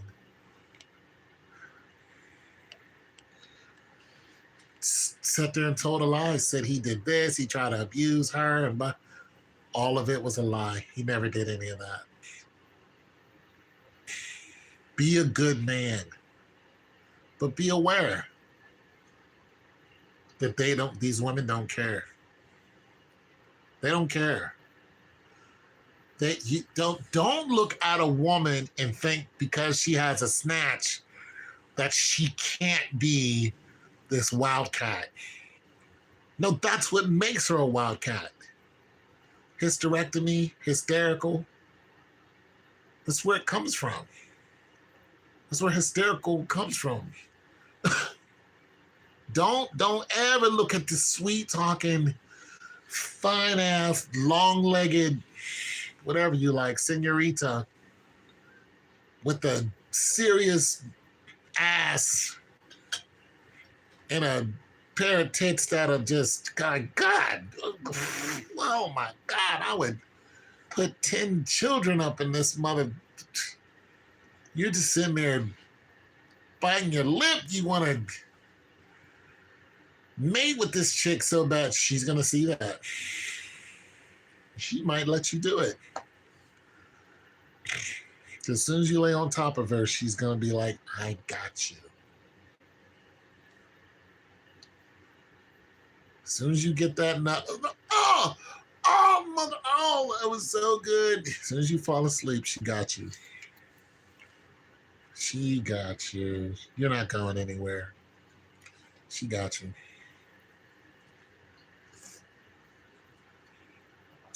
She got you. You're not going to get any honest answers out of her. She's always going to be on her phone. She's always going to have a backup guy. She's going to have male friends. Why? Because you're not going anywhere. She's always going to have you pay for stuff. She's going to give your money to her male friends. You're going to lose a lot of money, time, sleep over that one woman. She's going to be she's going to be inviting them in the house and banging them in your bed while you're off making all this money. You're going to call, she's going to, where you? I'm at home. What's that? Who's having the background? There's nobody. It's a TV.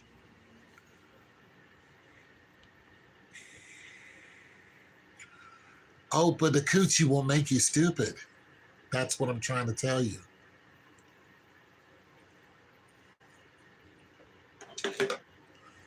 Yeah, the vag will make you stupid. The booty. You're sitting there looking at the rump dump of this. You lose all your composure. That's why the Bible tells you to be in self-control. In the book of Peter, 1 Peter, tells you, be in self-control. Tells you it is not good for a man to even touch a woman. You're going to be looking at them damn thighs. She's going to be athletic. Speaking that Espanol. Ay, papi. I don't know what the hell that is, but she's going to be talking that talk. I am get the dancing around you.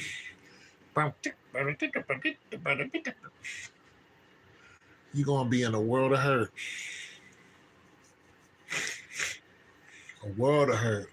As soon as she comes closer, you're going to smell that perfume. You, oh, caramba. Adios míos. Yeah, empires have fallen because of women like that. All in the Bible, Cleopatra. The Bible talks about all these scenarios. King Ahab, King Saul, David. Some of these are holy men. Gone. Ananias and Sapphira, gone. Same day, died. Same day over a lie. The Holy Ghost killed them. King David and Bathsheba, she was married. He killed her husband and then took her. But he first saw her in the bath and he was just like, I gotta have that. Bathsheba was fine as heck. He was like, I gotta have her. He already had 700 wives, 700 concubines. He had every woman. He was a king. He looked at Bathsheba and he was just like, that's gonna be mine. You know she was fine.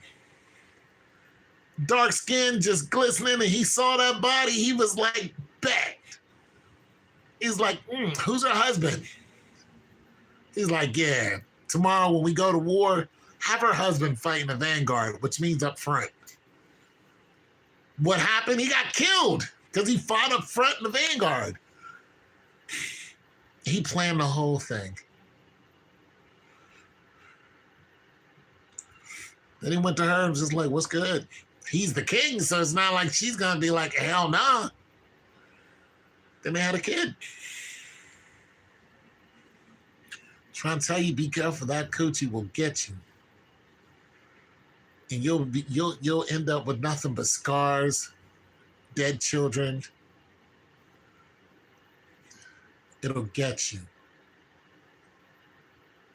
Court cases, lawyers, freaking lawyers, man. Judge is not going to see it your way because that's a woman. Child support system, caseworkers, vampires, all of them. Vampires just sucking a man dry, sucking the calcium out of your bones, and they're all laughing at you. They're all laughing at you, court case after court case, and they're dragging the court case out, and you're paying these lawyers. And they're just dragging it, well, let's have a supposition. Well, let's come back Thursday. Let's come back next week. Let's come back. Every time you see them, $600, $700, $800, $2,000, just sucking the money right out of you.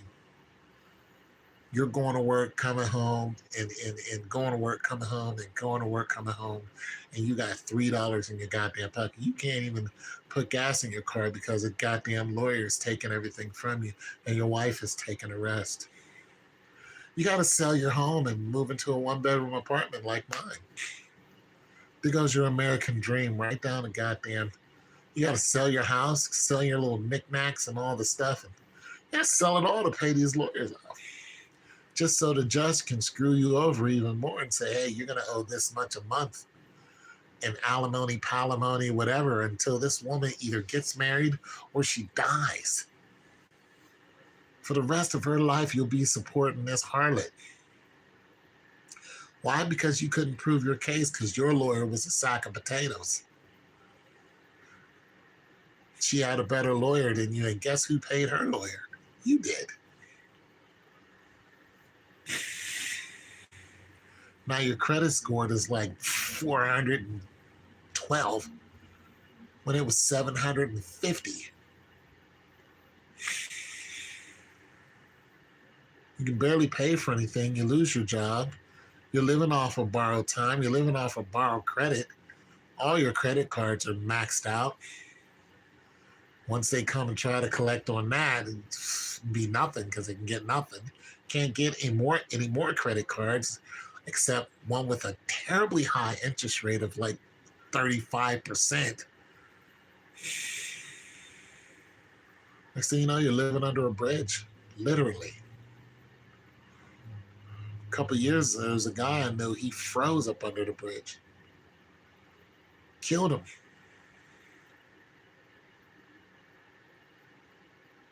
He was homeless.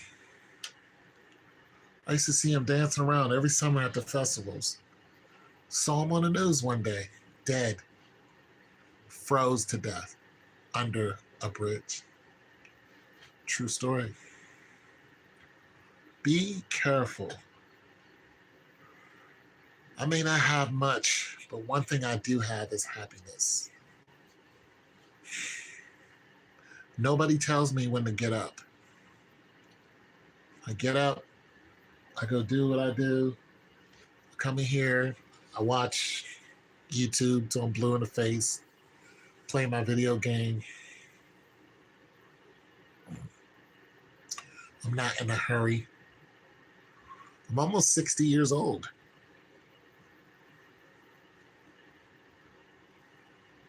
I don't want to be in a hurry. My credit score is half decent. It's above 500. I can get a credit card if I want. I don't want to. I don't care. I'm not broke. I'm not hungry. I got food in the refrigerator. My truck's not broke down. Thank you, Jesus, for all of that.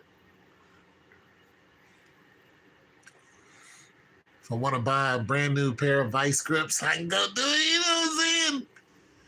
You know what I'm saying? If I need I don't know, if I'm thinking about getting a miter saw, what you thinking about? Not a miter saw. I forgot the name of that saw. It's a certain type of saw. But even if I was thinking about getting a miter or a circular, I don't really need a circular though because I'm not working with any wood. A sander though. Electric sander, I might get one of those to get the rust off my car. Also, there's a washing machine in there that's got rust on it.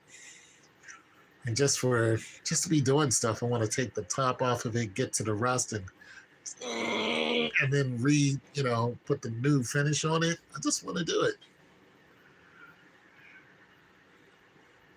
If I need new tools, I can just go buy it. I don't sit here and worry, oh, do I have enough for new tools? No, I do. I do. I can go out and buy a whole new set if I want to. I can just go out and just buy it.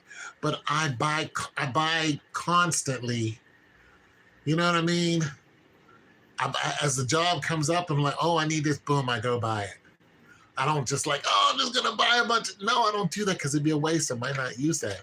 But when something comes up, I'm like, this would make this easier. I buy it. And then I use it. And then I use it for other stuff. And that makes me happy because now I can get to my jobs faster. And I can do my jobs faster, more efficiently. And the better I am at doing it, the happier I am. And then I can, boom, here you go, boom. Put them for sale, boom, up for sale, boom, up for sale, next, boom, up for sale, next, boom, up for sale.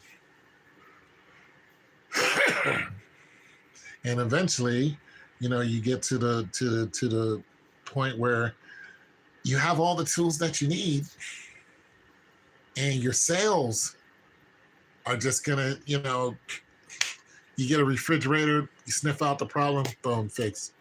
You get a washing machine, boom, fix. I mean, you know what I'm saying? Find one on the side of the road, or you go to some department store that's getting rid of them. You look them up on Facebook. Somebody's always getting rid of a washing machine.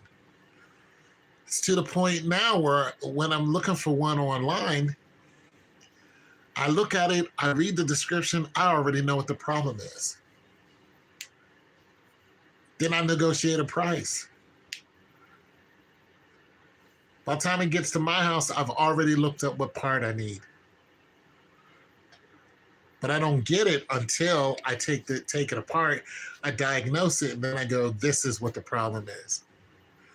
Then I jump right on Amazon with the part number, boom, buy it. Comes in 2-3 days, sometimes the next day. Put it together, run a few cycles through it, boom, put it to the side, it's for sale, next. And it's something that people can't come and, hey, you're fired. They can't fire me from. It's the opposite. They're like, hey, you want to come work for us? I'm like, no. One company was like, hey, can you relocate to Pittsburgh? They wanted me to relocate to Pittsburgh. We need a guy who can do this. I went to a job fair once and I told people what I did. They were just like, we would hire you today. It was Kroger's. They were like, we need you now. Shift starts at 6 a.m. I was like, where's it at?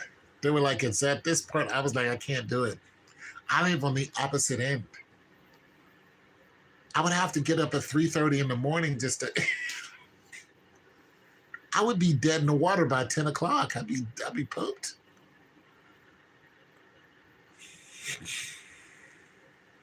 Nonetheless, they're coming to me. They're coming at me like, oh, you can do this. We'll make you the lead, whatever. Why? Because the guys who do those jobs, they burn out of them.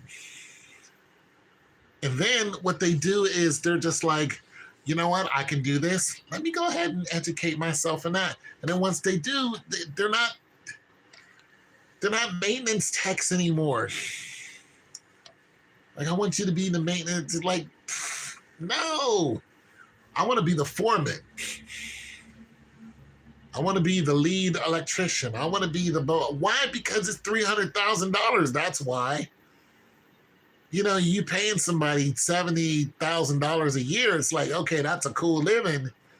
But when they find out how easy it is to transition from one spot to the other within 6 months, they got that certificate and now they're, driving a new F-250 to work.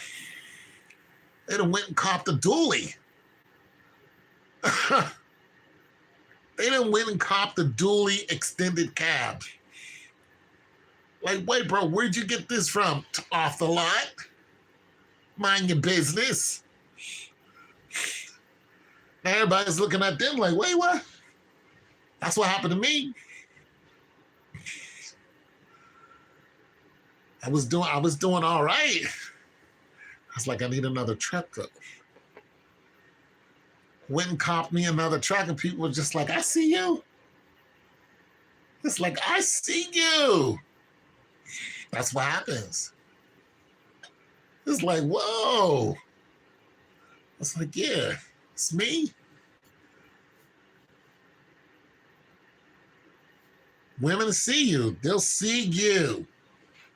They'll see you. Don't chase no chick. They'll see you. They see you right now. They see you. You go into class, they see you. They look at Eduardo. Look at this guy. Look at all studious sisters. Look at this guy.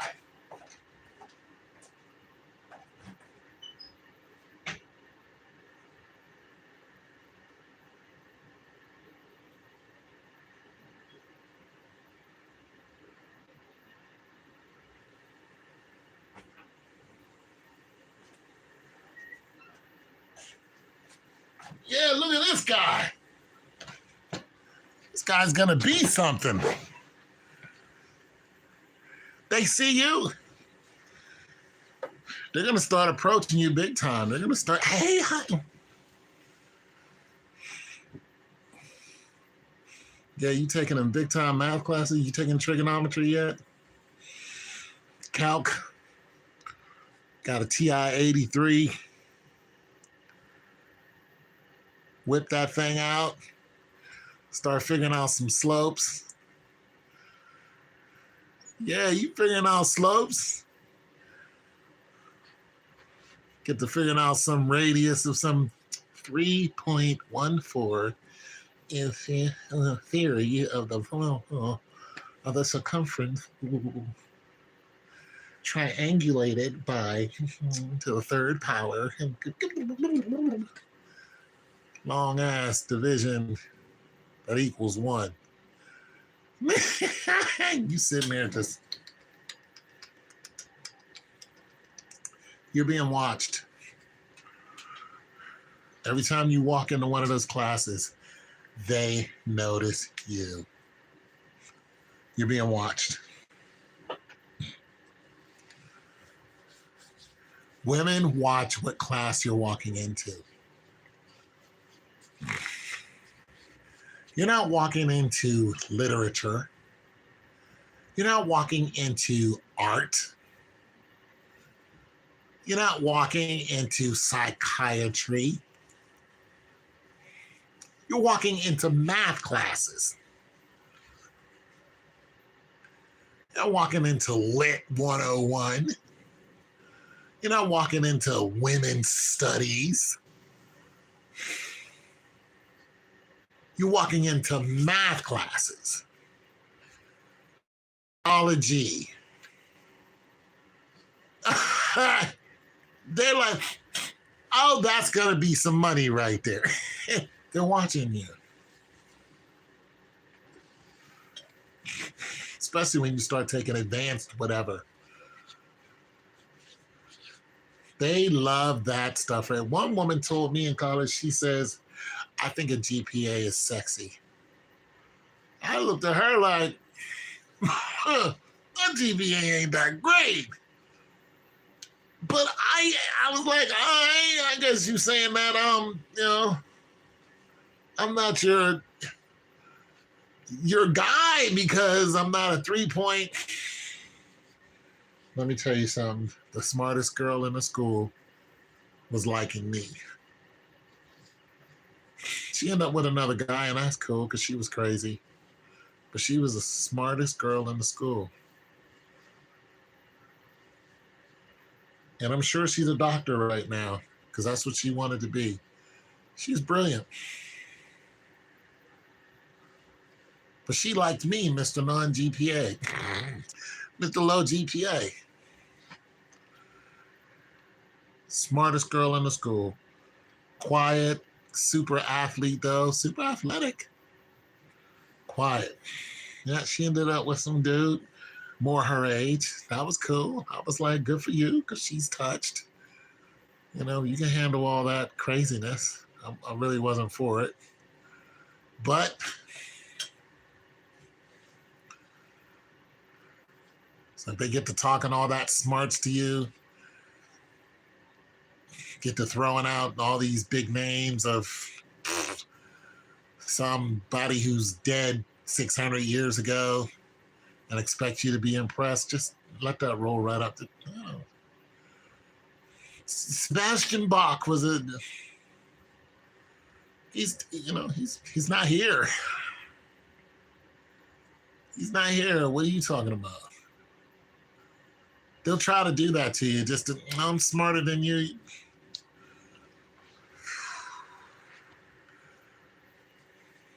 I'll stick your head in the pillow and lady, you better leave me alone. I'm trying to tell you, they will. They'll get to try to talking fancy schmancy, use words they don't know what they're saying. I don't know what they're saying. You just be like, that's not what that word means. Yes, it is. Blah, blah, blah, blah, blah, blah, blah. I was telling a woman about a 3-door refrigerator. She said the bottom door, that's a drawer. That's not a door. I'm in the appliance business, lady. You work in the medical field. How are you going to tell me? I was like, this woman just told me what I know.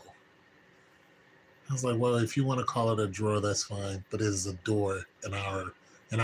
That's how some of these women do. They think you're stupid. That's not a door. It's a drawer. When your refrigerator breaks down, lady, we don't want to hear that. If you know so much, you fix it. You do it. Go ahead. Go ahead and knock yourself out. Women hate when you do that, when you turn it back on them. I was dating this one chick, and I like to go and I'll, run track and go to races. And her friend came. And after the race, I came over to get some rest. And the girl I was dating, she said, so-and-so wants to know, why do you keep losing? And I looked at her friend and I said, you go do it. I was like, go ahead, go out there and run. Let me see it. She said 0. Because she's not going to get her ass out there and run, but she want to criticize me. So watch out for people like that. All they want to do is criticizing. You can't, blah, blah, blah. Just walk away from them. Just walk away from, especially women like that, because all they want to do is cause a commotion. And then bring some guy into it to defend them. Just walk away. They hate that. When you don't feed into all that commotion that they're trying to start, just look at her and just even give her one of these numbers. She'll be mad as fire. But what can she do? Just walk away. You gotta learn how to walk away from a stupid person. Some of the women that you're gonna date are stupid. And sometimes you might have to tell them that they're stupid. Because they may have some kind of degree, and most of the women I dated had degrees, and they were stupid. I'd tell them that they were stupid. They were some dumb chicks. I'd be like, you did what? I'm like, you're just stupid. So just because a woman has a degree of whatever, don't sit there and think that this woman is brilliant. She's not.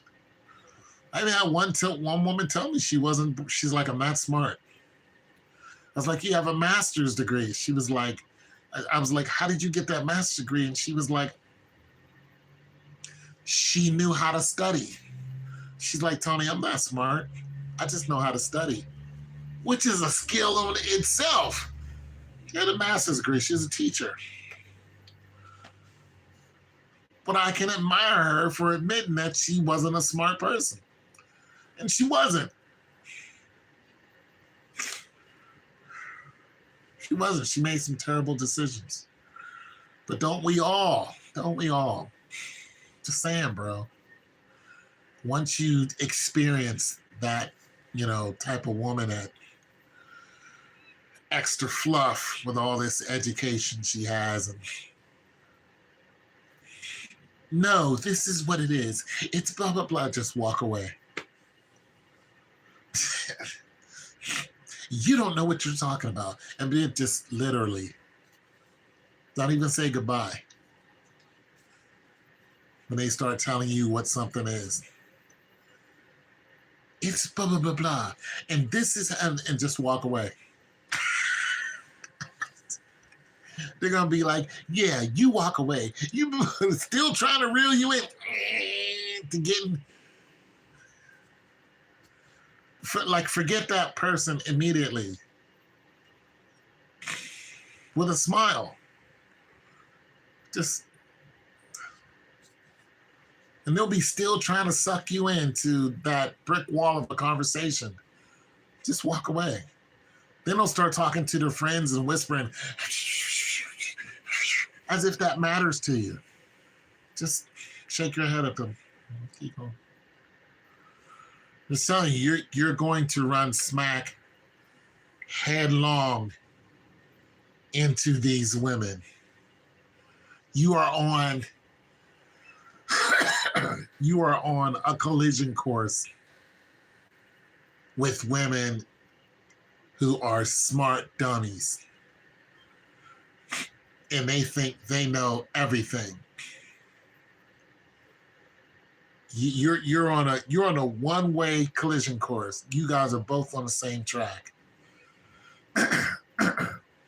You are. And the higher up in education you get, the more likely you're going to be encountering the smart, stupid woman. Just a brilliant dumbass.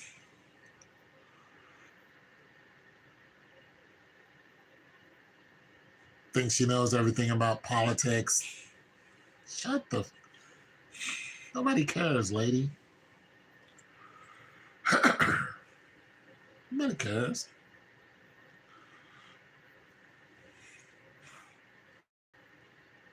They got doctorate's degrees. They're still stupid.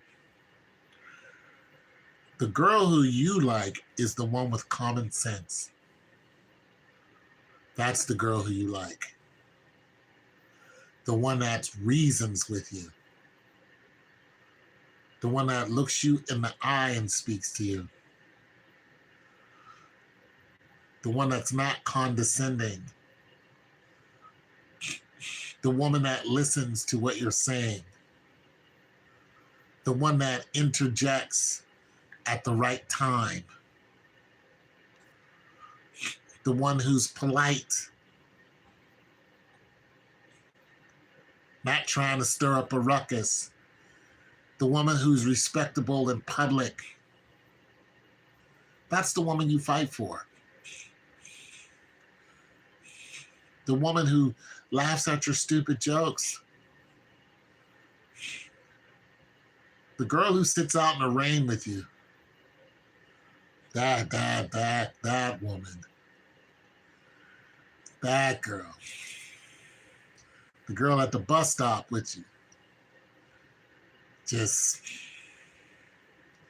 And you both missed the bus. And she missed her bus because you missed yours. That right there is your wife. The girl that argues with you and her argument makes sense. Like it's logical. It's a sound argument. Like you listen to it and it's like, You know what? That's sound. That is a sound argument. The woman that doesn't wake you up just to be waking you up. Because they do that. When you're asleep, when you're comfortable in your house, you're in REM sleep. Like you needed this 5 minutes. Let me just. And you wake up out of that sleep on your own, and she's off doing whatever, but she's doing it quietly. Oh, oh, oh.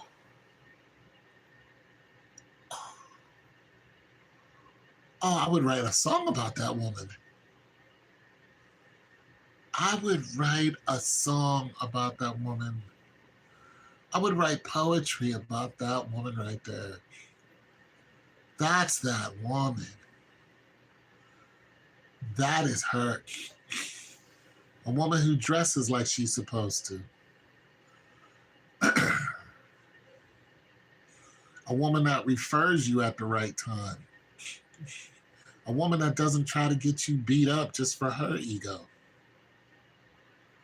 A woman that can sniff out a problem and know when it's time to leave. She can see it coming. A woman that'll step up when another woman acts a fool. Like, hey, what? No, we're not doing this. Let's go. That woman that keeps you out of trouble. Yeah, that girl. That woman right there. That's what you want. That's what you invest in. You'll get your return out of that.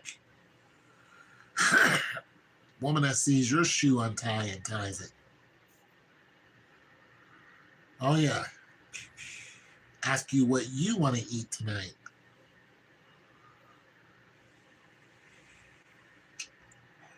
Oh, lets you sleep in on Saturdays. Just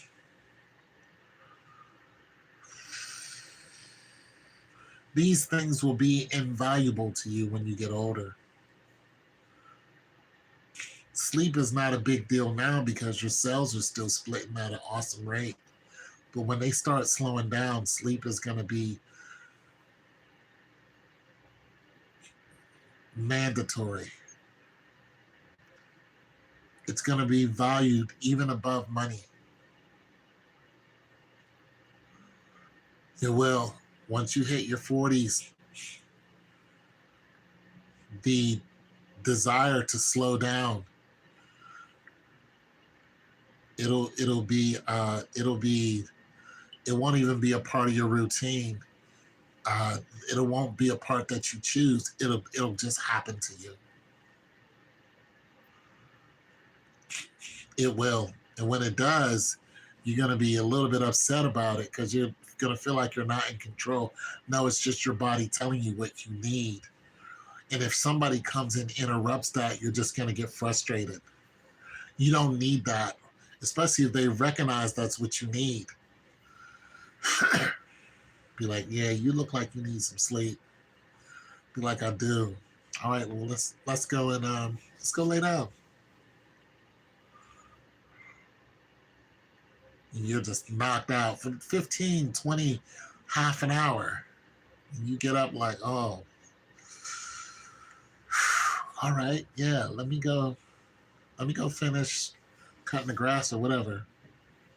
That's the woman you keep. That's the woman you keep. The woman that knows she needs to stay in shape. She needs to hit the gym. I went to this guy's house and picked up a washer, and they had a weight rack right there out there where their garage was. And it was the woman who was fixing on the damn washing machine. He was like, let me get my wife out here because she's the one that changed the clutch. I was like, your wife did? Like, yeah, this little brunette showed up, fit. I was like, you changed? She was like, yeah, I did. I was like, well, big ups. That's what you want. You want that helpmate. You don't want that woman sitting around on her ass looking at her phone. Any woman glued to her phone is not your woman. Any woman that is so social media out, you will never get a real conversation out of her. You'll get flashes of conversation. You'll get bits and pieces. That's not your woman. If she can't put her phone down, especially while you're eating, while you're driving, she can't put her phone down. She can't talk to you. She can't just put her phone down and talk on her own. You don't have to tell her. If she's constantly doing like this and you're driving and she's constantly, you're only getting half of her attention. Someone else is getting the other half. TikTok is getting the other half. If this is a constant, every time you guys are traveling together, you're going to have to let her go. And don't sit up there and tell her, you know what, you're on your phone. Don't complain. She knows what she's doing. If she wanted to put it down and look you in the eye, she would.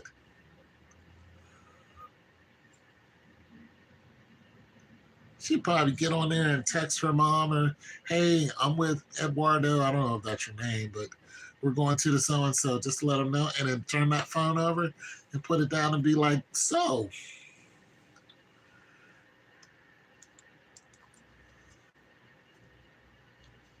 And kick up a whole conversation with you. That's your girl.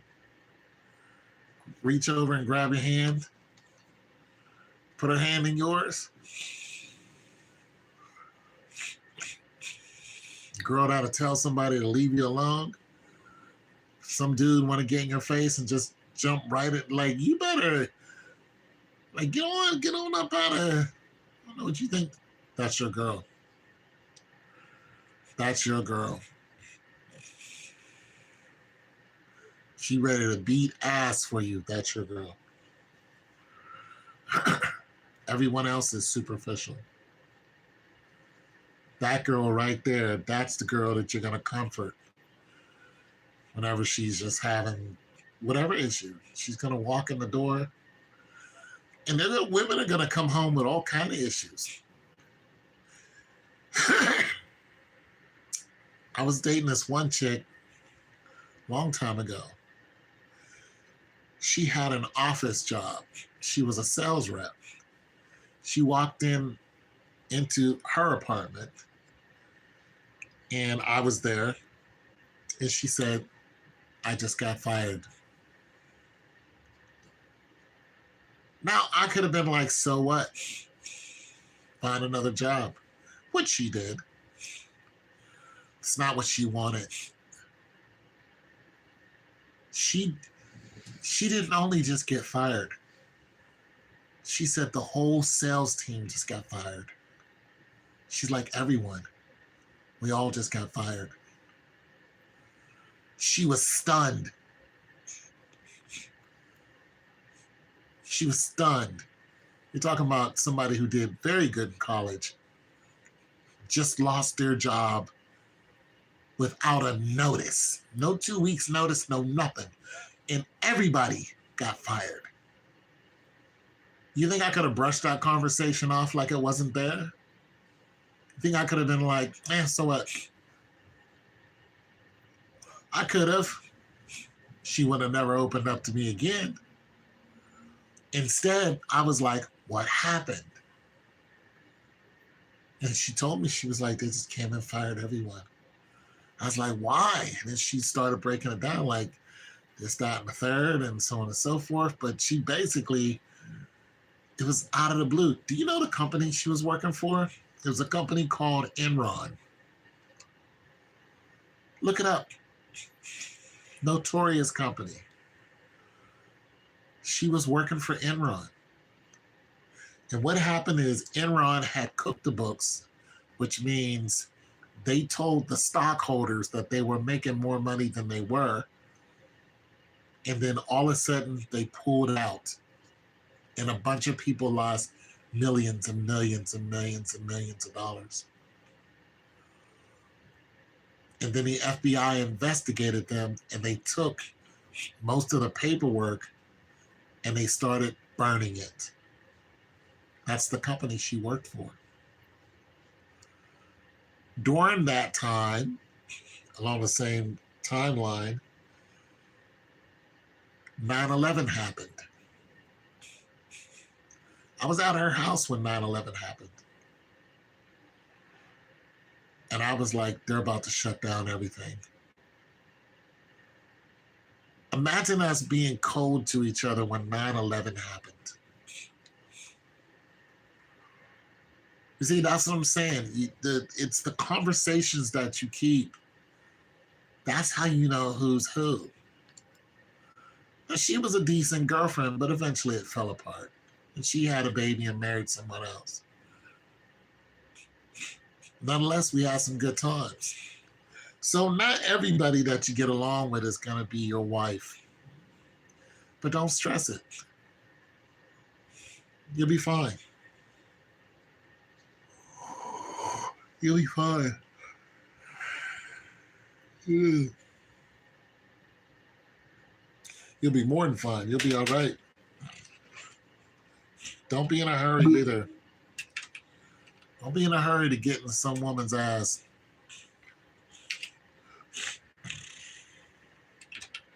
That ass ain't going nowhere. Don't be in a hurry to get up into some girl's panties. She ain't going nowhere. Even if that girl moved across the country, you'll find another one looks just like her, 5 seconds away from where you're located. Hell, it's probably her sister. Don't be surprised if her sister hits on you. Happened to me. I've had moms, daughters. They'll hit on you.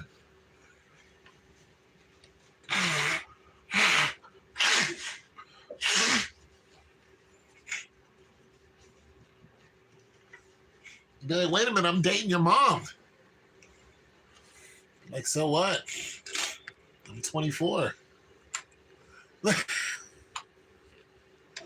yes, you are 24, but I'm 48. Like, so? So what are we talking about? I don't see what the problem is. The daughter will hit on you. Or you're dating the daughter and the mama hit on you.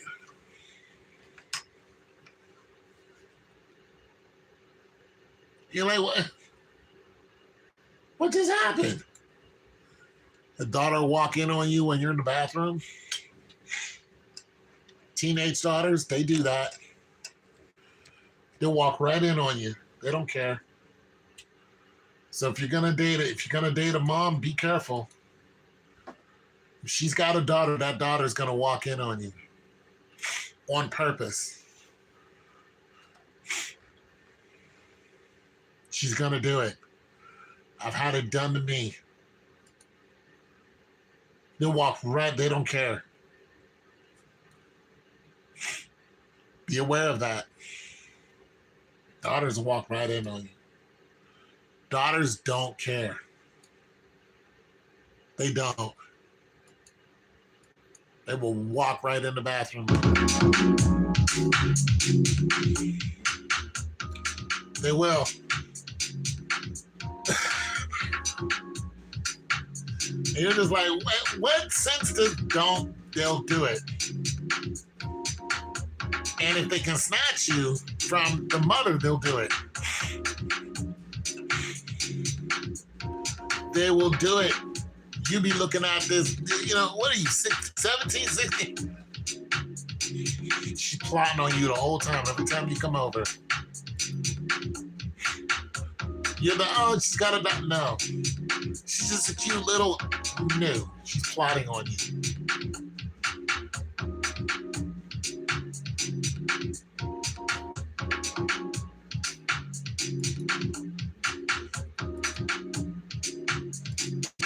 Even us older guys plotting the whole time. Think I'm lying? You go on some of these websites, some 26-year-olds trying to get a hold of you. You're just like, I'm almost 60 and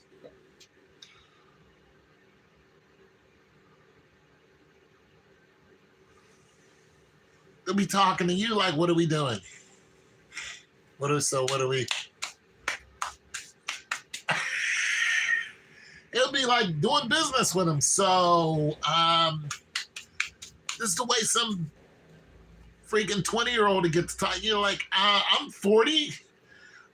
Yeah, I know that. But listen here, if we're going to do, you'll be like, oh, how are you negotiating with me? Wait until you hit 40. Wait until you hit 40. Wait until you hit 40. Driving around in your whatever. I got hit on driving down the highway at night. All of, I don't know, I was 40, 46, 47. I'm just not really paying any mind, going home, and I just happened to.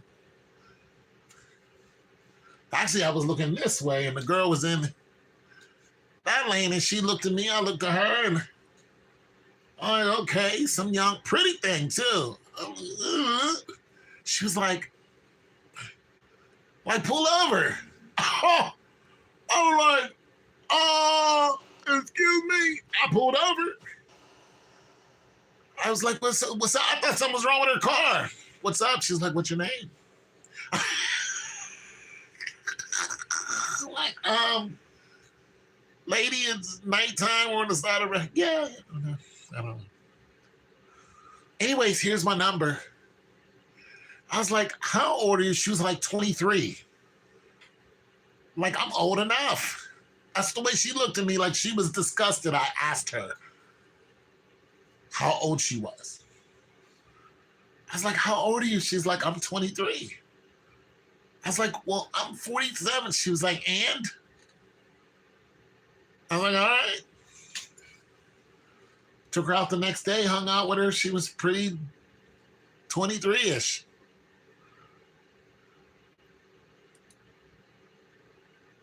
She was very 23.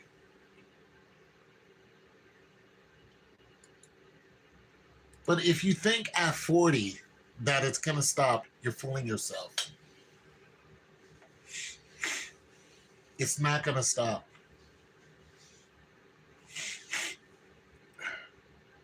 There are whole civilizations with no men. All the men are gone. If you moved to Russia, you would be swarmed. Poland, same thing. Some Asian islands, same thing. Japan, China, all the same thing, especially Japan. All them Asian countries. Brazil, you would be swarmed.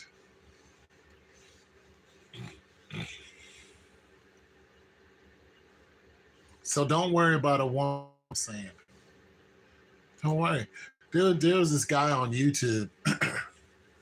He was like in his 60s. And he moved to, I forgot what Asian country that was. And he found himself one of them little Asian, some South Pacific island. She was cold. She was a beautiful woman. Worked out and everything. Took him right in. Her and her family. He passed away last year. He couldn't even move that much. He was disabled. His arm and his hand was kind of messed up yet.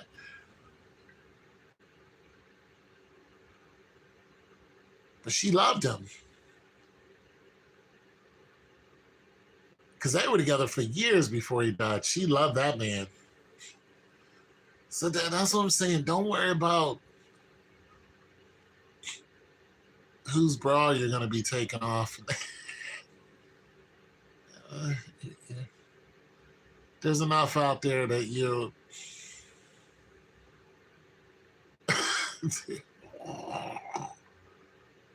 there's so many women in this on this planet who are and listen, they're young, they're beautiful. There's a new model coming out every second. There's a new 21-year-old coming out of college every second. There's every year. Every year there's a new 21-year-old. Every semester there's a new 21-year-old. It's a new 18-year-old getting out of high school. Brand new. Brand spanking new. Serial number and everything. Right on the side of her ass. Just brand new. 18-year-old, firm and fully packed. Just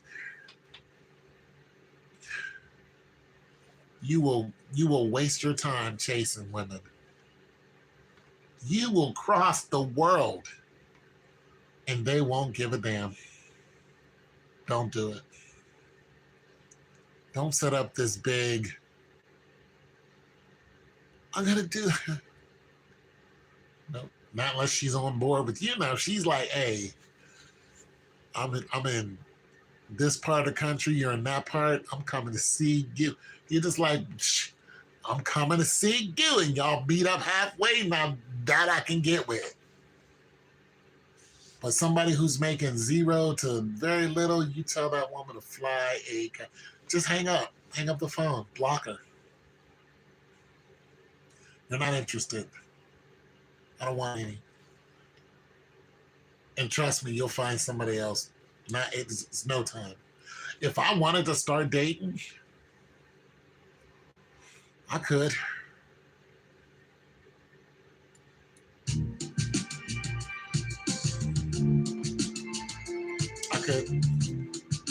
Just the last woman I was talking to her online. Talked to her for years on YouTube. We were making plans to see each other. And then one day she blocked me. She blocked my emails. She blocked me on YouTube. She blocked me on the phone. She just ghosted my ass. After like 4.5 years of talking. And it was just me and her. Then one day she met somebody else. And she acted like she never knew me. And I haven't heard from her.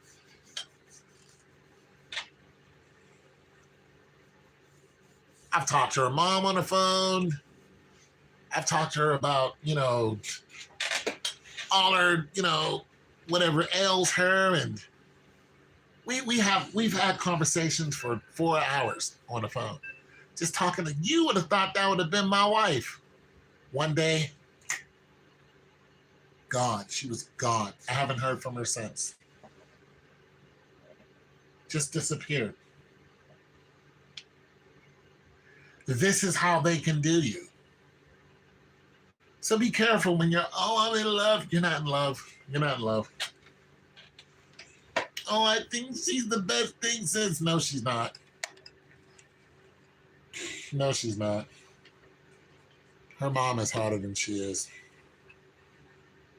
Oh, and she was just the one. No, she wasn't. She wasn't even the 2, the 3, the 4. She's just another fine-looking woman. And there's plenty of them. Oh, I'm never gonna. Yes, you will.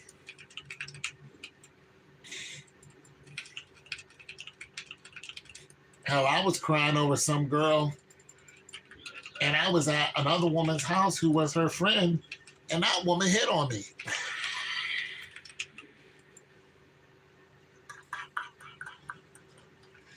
Ain't this your friend?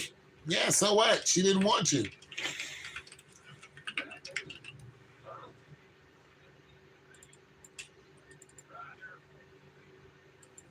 Did she want you?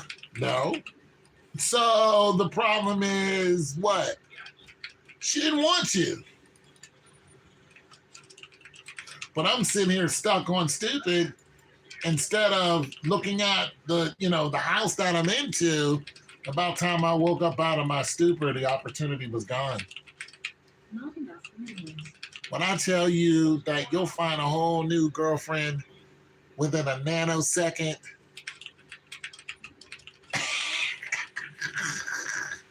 and listen, and when you're all busted up like that over some chick,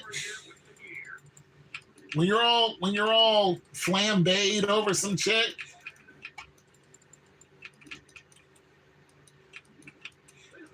oh my god, oh, when you're all done and dusted, there's some girl somewhere going, I'm about to get that.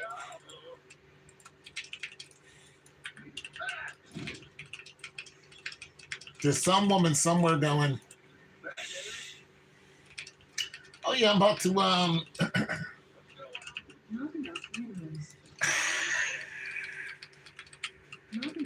oh, was he crying about some woman? Yeah, I want that. Insufficient rescue gas. Yeah, I want that right there. He can come cry over me.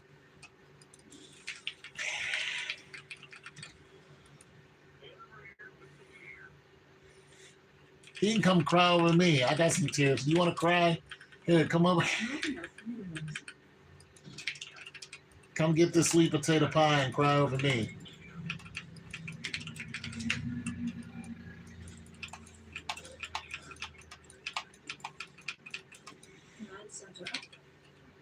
They'll cook for you. They'll cook for you and everything.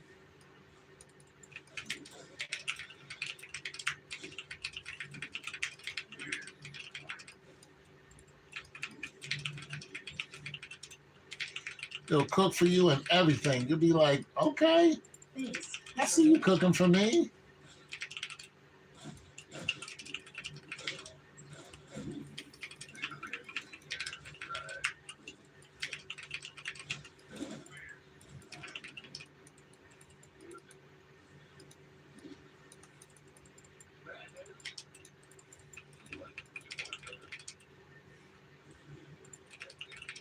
I'm just letting you know.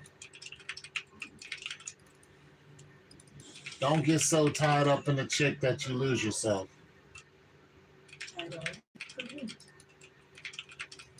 Don't do it.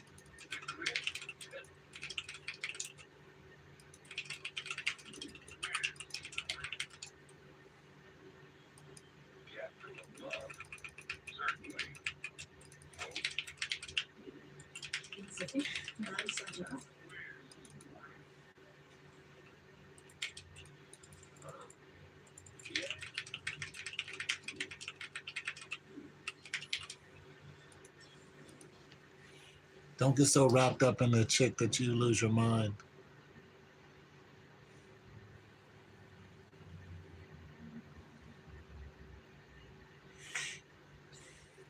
Because here's what you're going to lose. Time.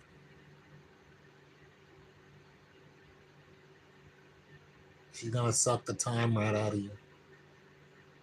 And you're not going to get it back. I had a chick hit on me in a department store while I was with my chick. And every time that girl saw me throughout life, she kept trying to hit on me. But the first time I remember, she was beautiful too. Woo, she was beautiful. She was beautiful. Almost regret it. She was cold, boy. She was cold. And we're in the store, and my girl is walking around the store somewhere. She's not that far. And she walks right up to me and was like, what's up? I was like, hey, what's happening? With my girl, she was like, I don't care.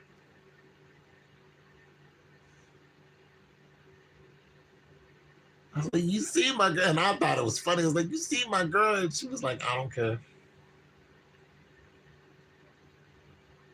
And she didn't.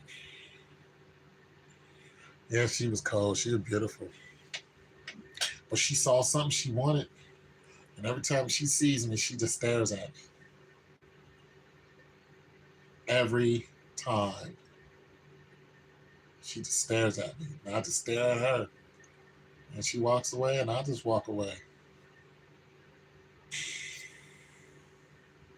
I don't know what it is about me that she liked, but I'm trying to tell you that there is no shortage of women in this world that's going to like you. And people are, even if women are, we don't like the way you look, don't pay that no mind. Because there's some woman out there who's going, I'll take it. And you're going to be like, oh, you're probably the bottom of the bed. No, she's going to be hot. You're going to be like, what? And what do you want with me? She's going to be like, you're my type.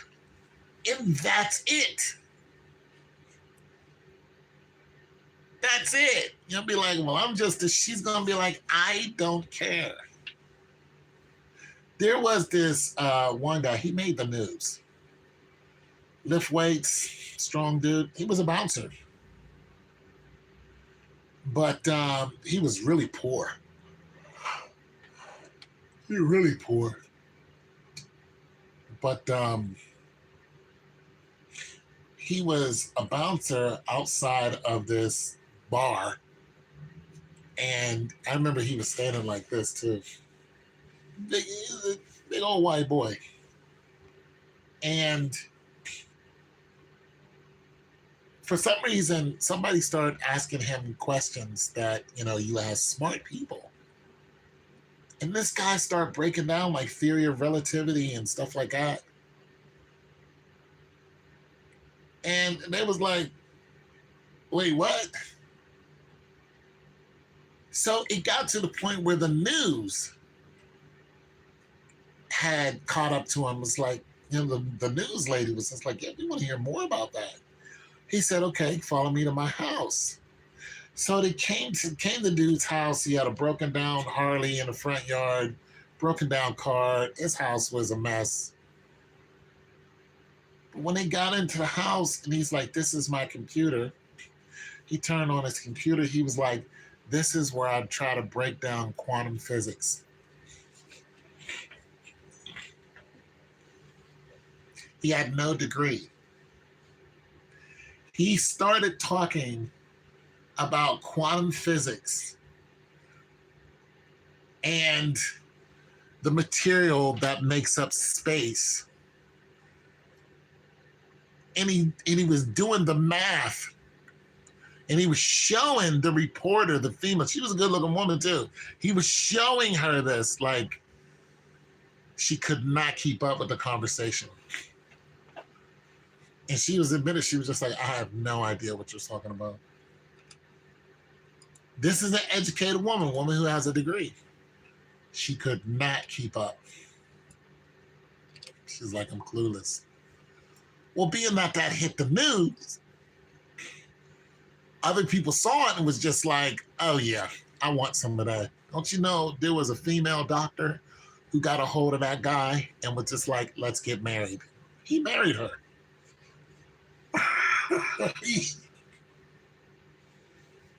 He married that woman. For one, he's a big dude. It's not like he can't fight. That's one. Two, the man goes to work. Three, he's humble. He wasn't making a lot of money. Okay? Four, he's smarter than you. She chose him because he was smarter than her. She's like, yeah, give me some of that. See if I can pull the story up.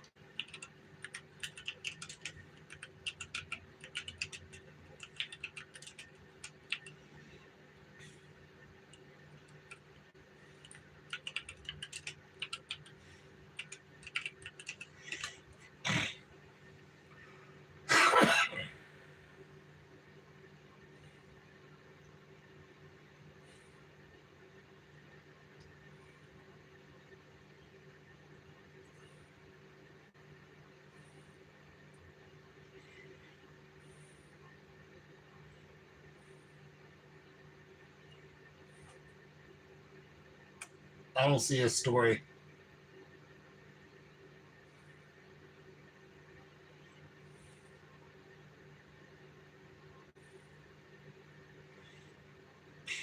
But this dude was brilliant.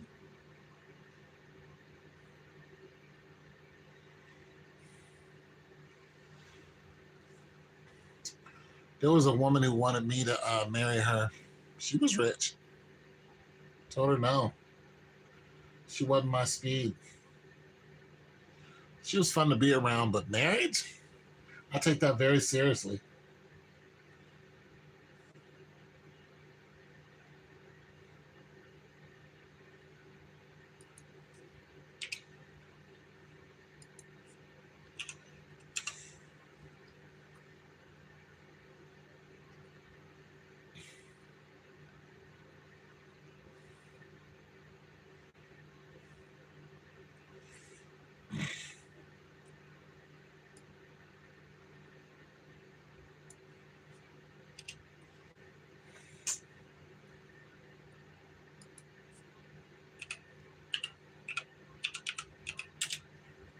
I saw her not too long ago. She's probably still mad at me. I didn't say anything.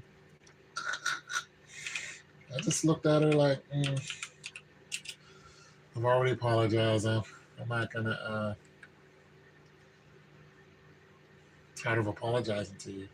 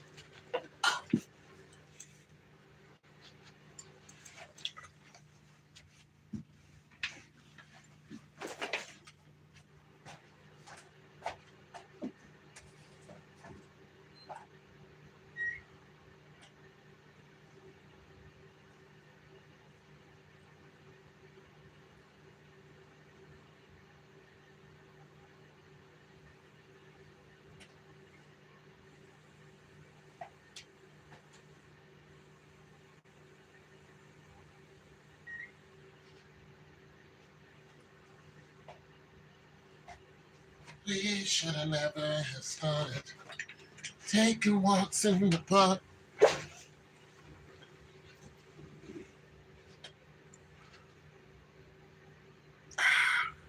You guys fall asleep on me?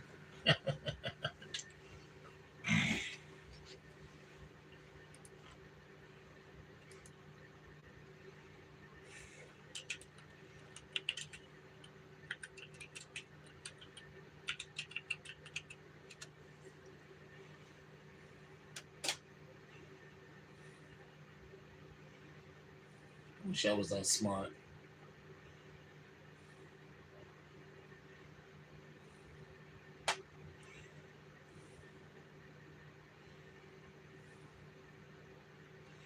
That'd be pretty cool to be that smart. Ooh. Be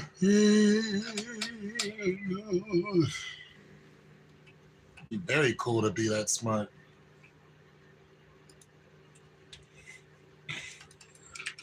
I am thinking about creating something though. I want to do some stuff with magnets. I'm thinking about I don't know, probably I'm thinking about building a better refrigerator. That's what I'm thinking about. There are natural refrigerators, there are, you know, like you don't need anything. You just they cool because of the sand, you know, and environment within and out. They can just hell. You got some that can freeze because of water, salt water and stuff like that. So you can make ice cubes. But I'm thinking about building a. I don't know how I'm gonna do it, but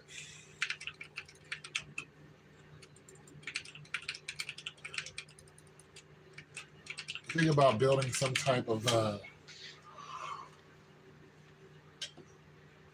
cooling system that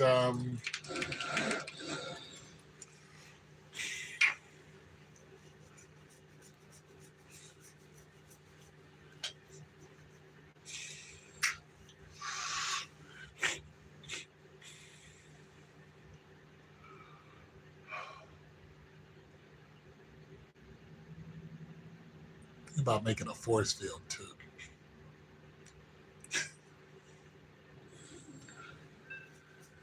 I want to know how to make a force field out of, I don't know, it's a lot of math that I don't know. But I want to be able to perpetuate a force field to protect from, people who just want to do you harm. You can just, walk around with a force field.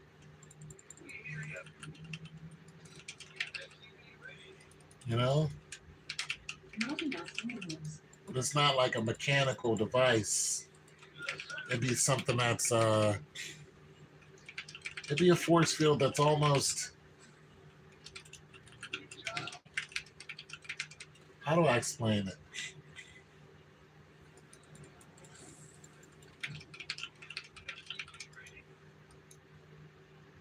It would be based on, the force field would be based on your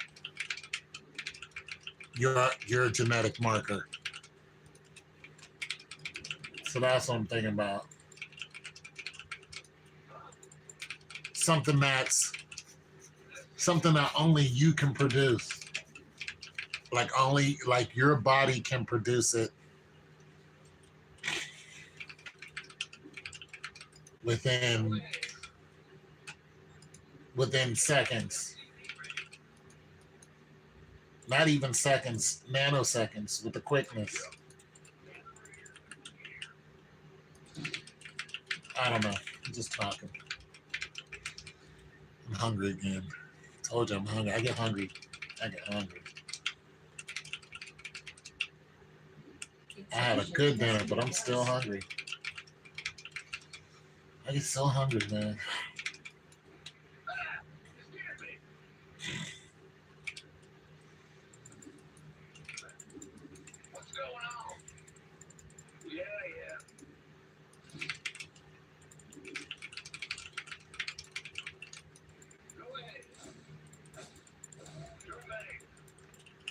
Sufficient gas fuel for us.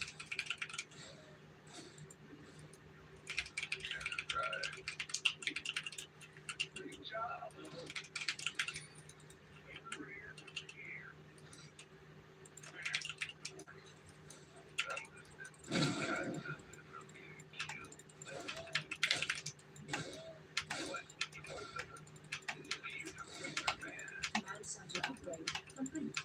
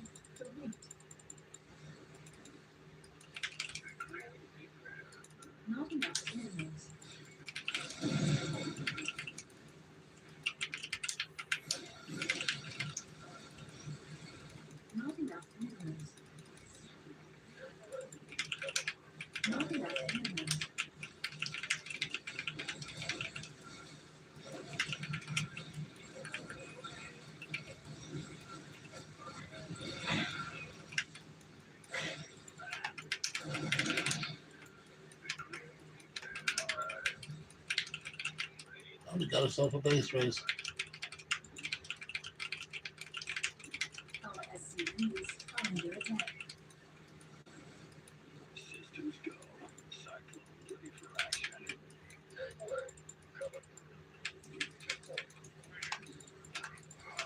Moving into position. Adjusting for new coordinates. Got a target in mind. So systems go, boss. I get you.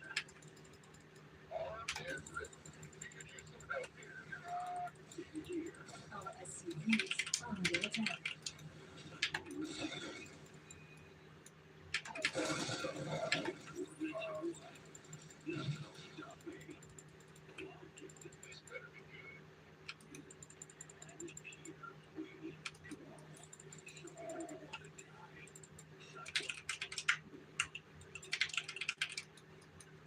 Coordinates are what?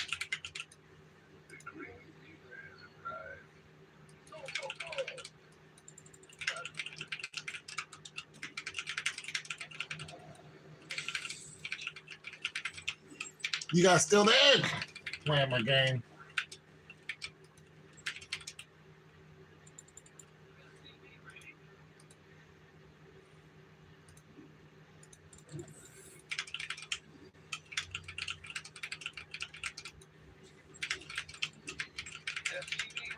I think you guys got tired of me talking.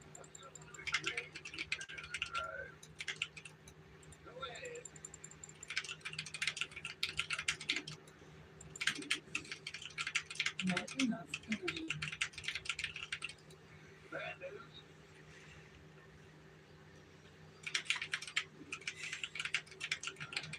Tired of the old man talking. Not enough minerals. Not enough minerals. What was it worth? Not enough minerals.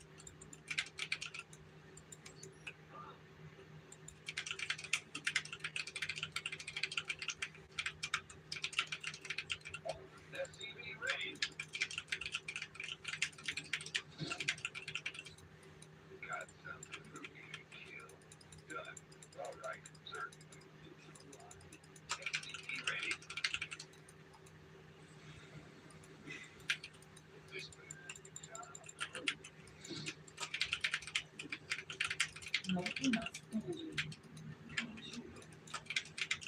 Comms open.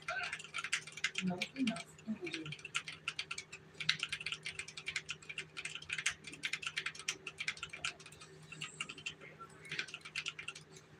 Radar complete.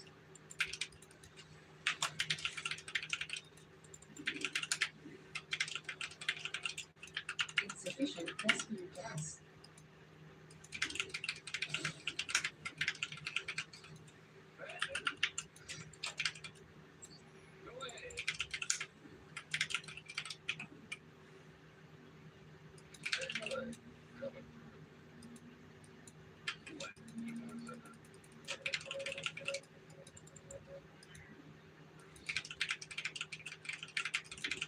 What you see? That's good.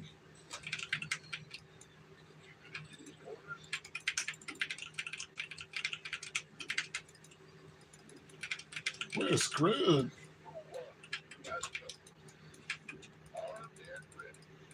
Yeah.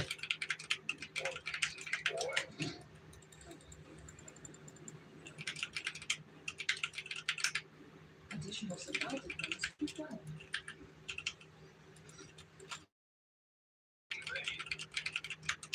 Additional supply depots required.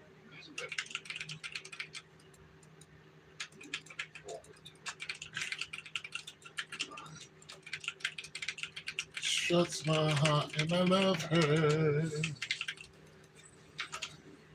Not enough mineral.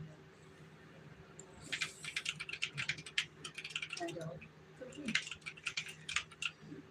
Not enough minerals. Not enough minerals. Yeah. Not enough minerals.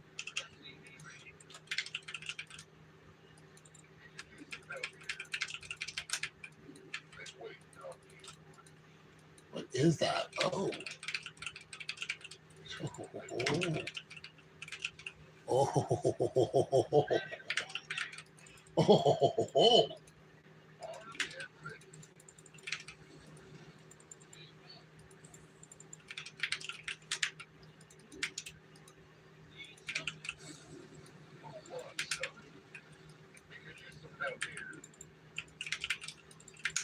Oh.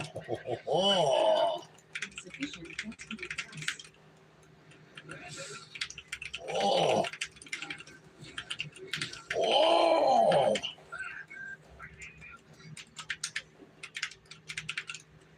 Oh. Upgrade complete.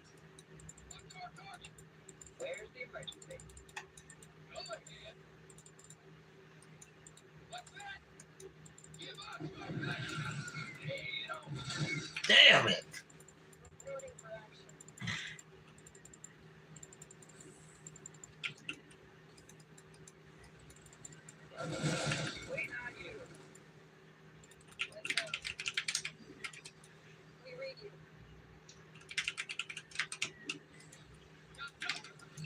Oh. Oh. Oh. Oh. Oh. Trust my heart and I love her. Shit.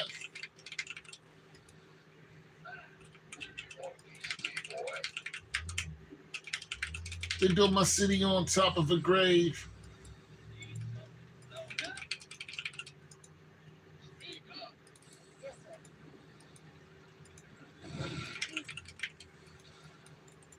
Research complete.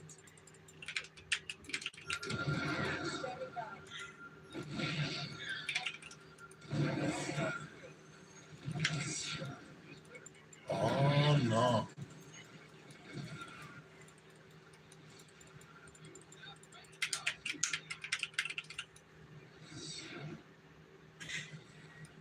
Mineral field completed.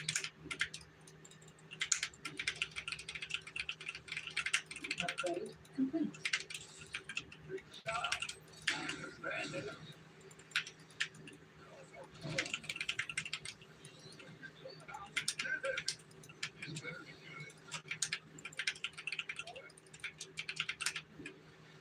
When I was sleeping on the train, Additional supply depots. sleeping on Mesero Ave out in the rain.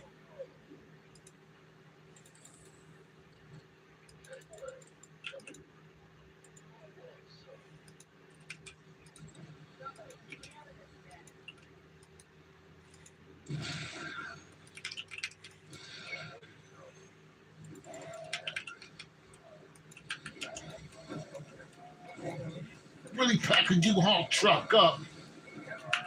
Robbing the bus up.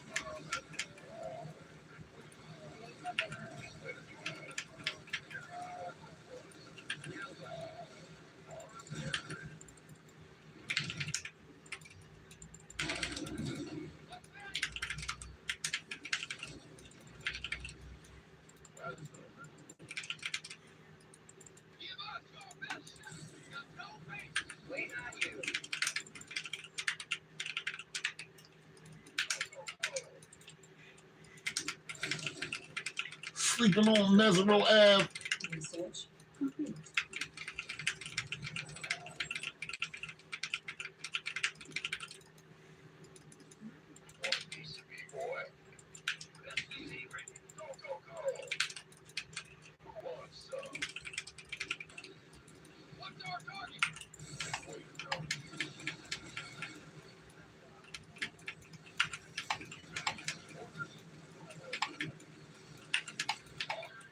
Add-on complete.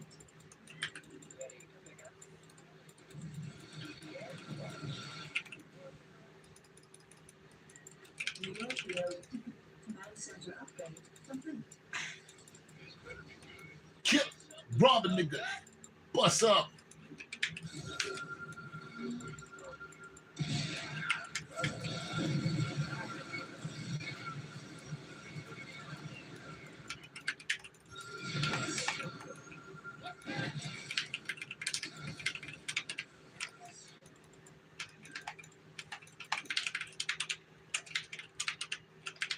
Yeah.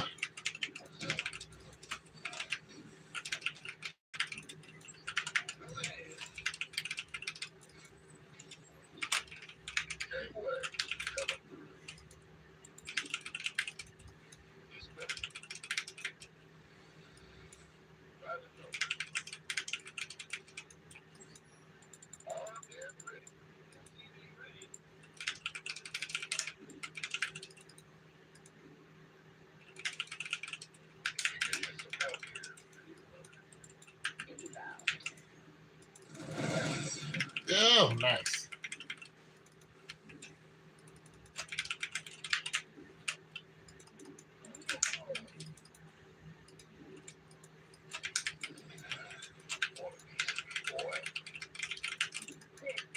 Not enough minerals.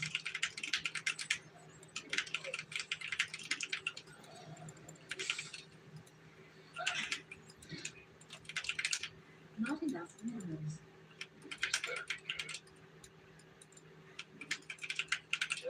Mineral field complete. Not Okay, enough I see minerals. you. I see you. Gas unacceptable landing zone.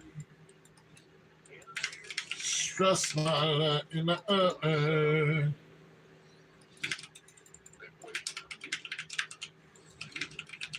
Guys, I'm not really doing nothing. I'm just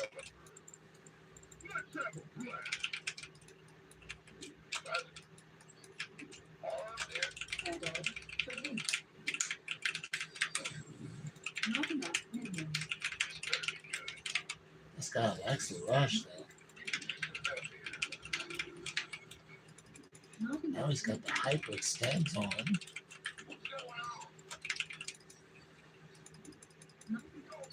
additional supply depots. Everybody fell asleep.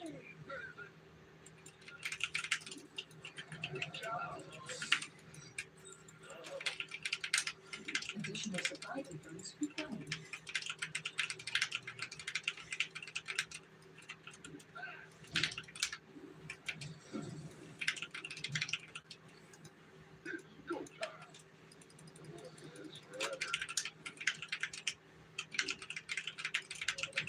Mineral field completed. Preparation is at hand.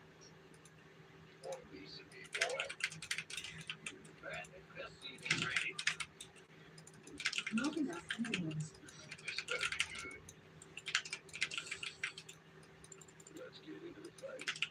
Additional supply depots required.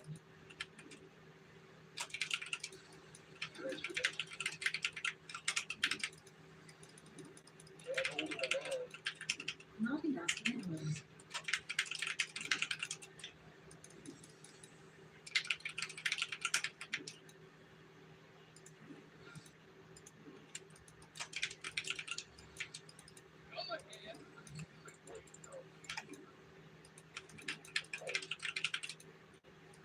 How can we help?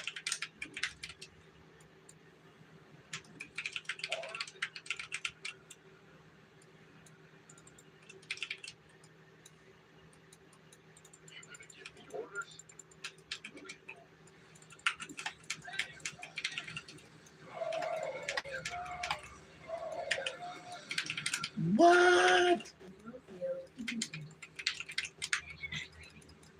Upgrade research complete.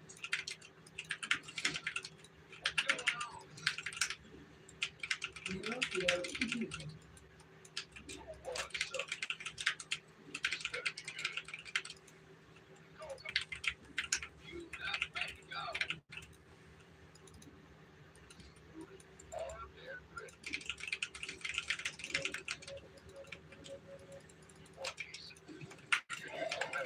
Oh, Insufficient rescue gas.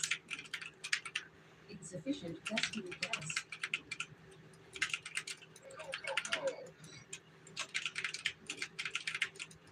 We have you on screen.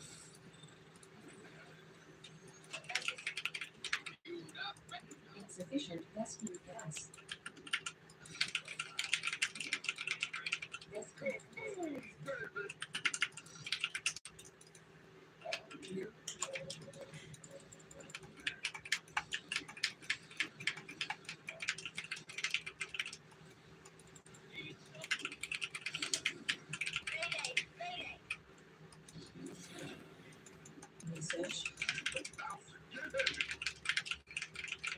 Upgrade complete.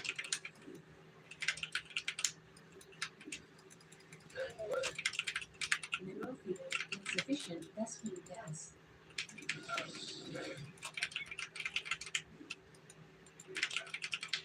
Add-on.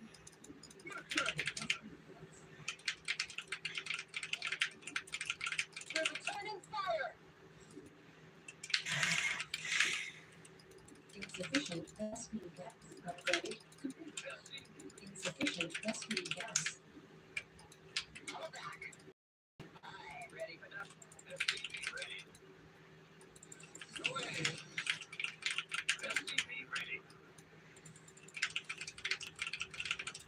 This is what I'll do.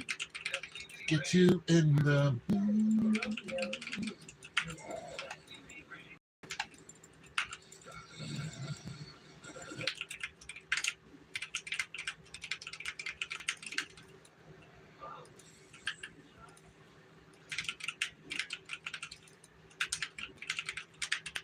Mineral field complete. Insufficient rescue gas.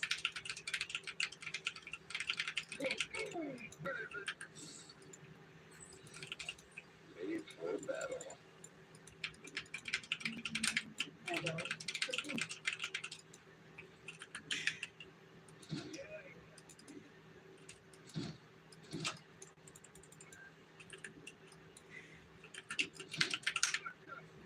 Not enough minerals. Mineral field not enough.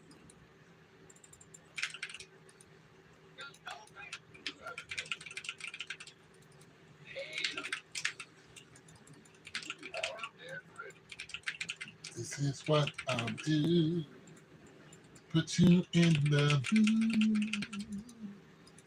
Honey, I'll do it all. Get you in the mood. I'm gonna do it.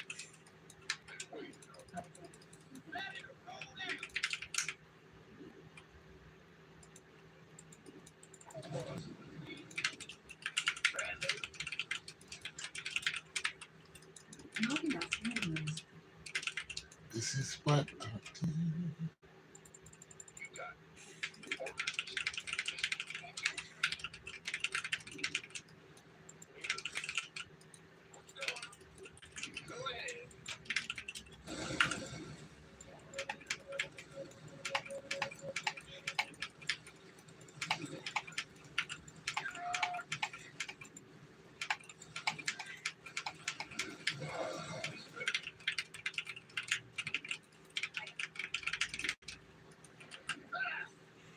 Honey, I'll do it all to get you in the mood.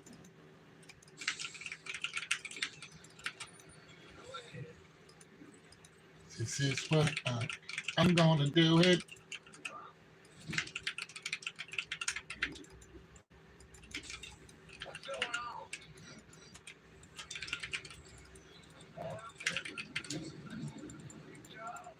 My way. Command center. Not enough minerals.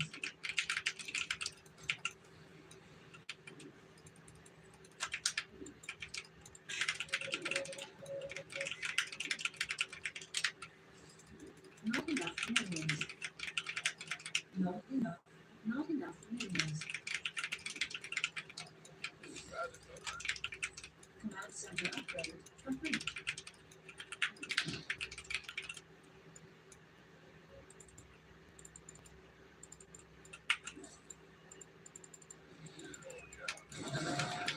Base is under attack. Base is under attack. Oh, we have an attack going on. Rescue Gaza existed.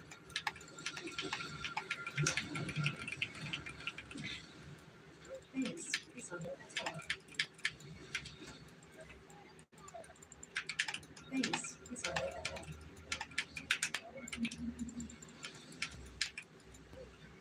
Upgrade complete.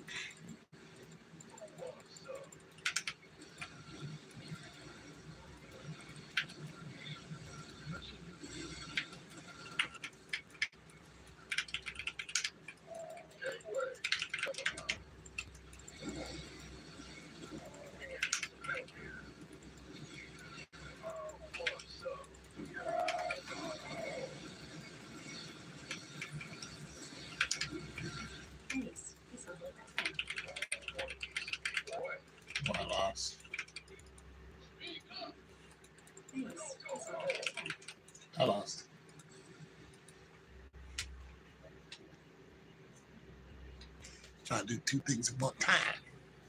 All right, you guys, take it easy.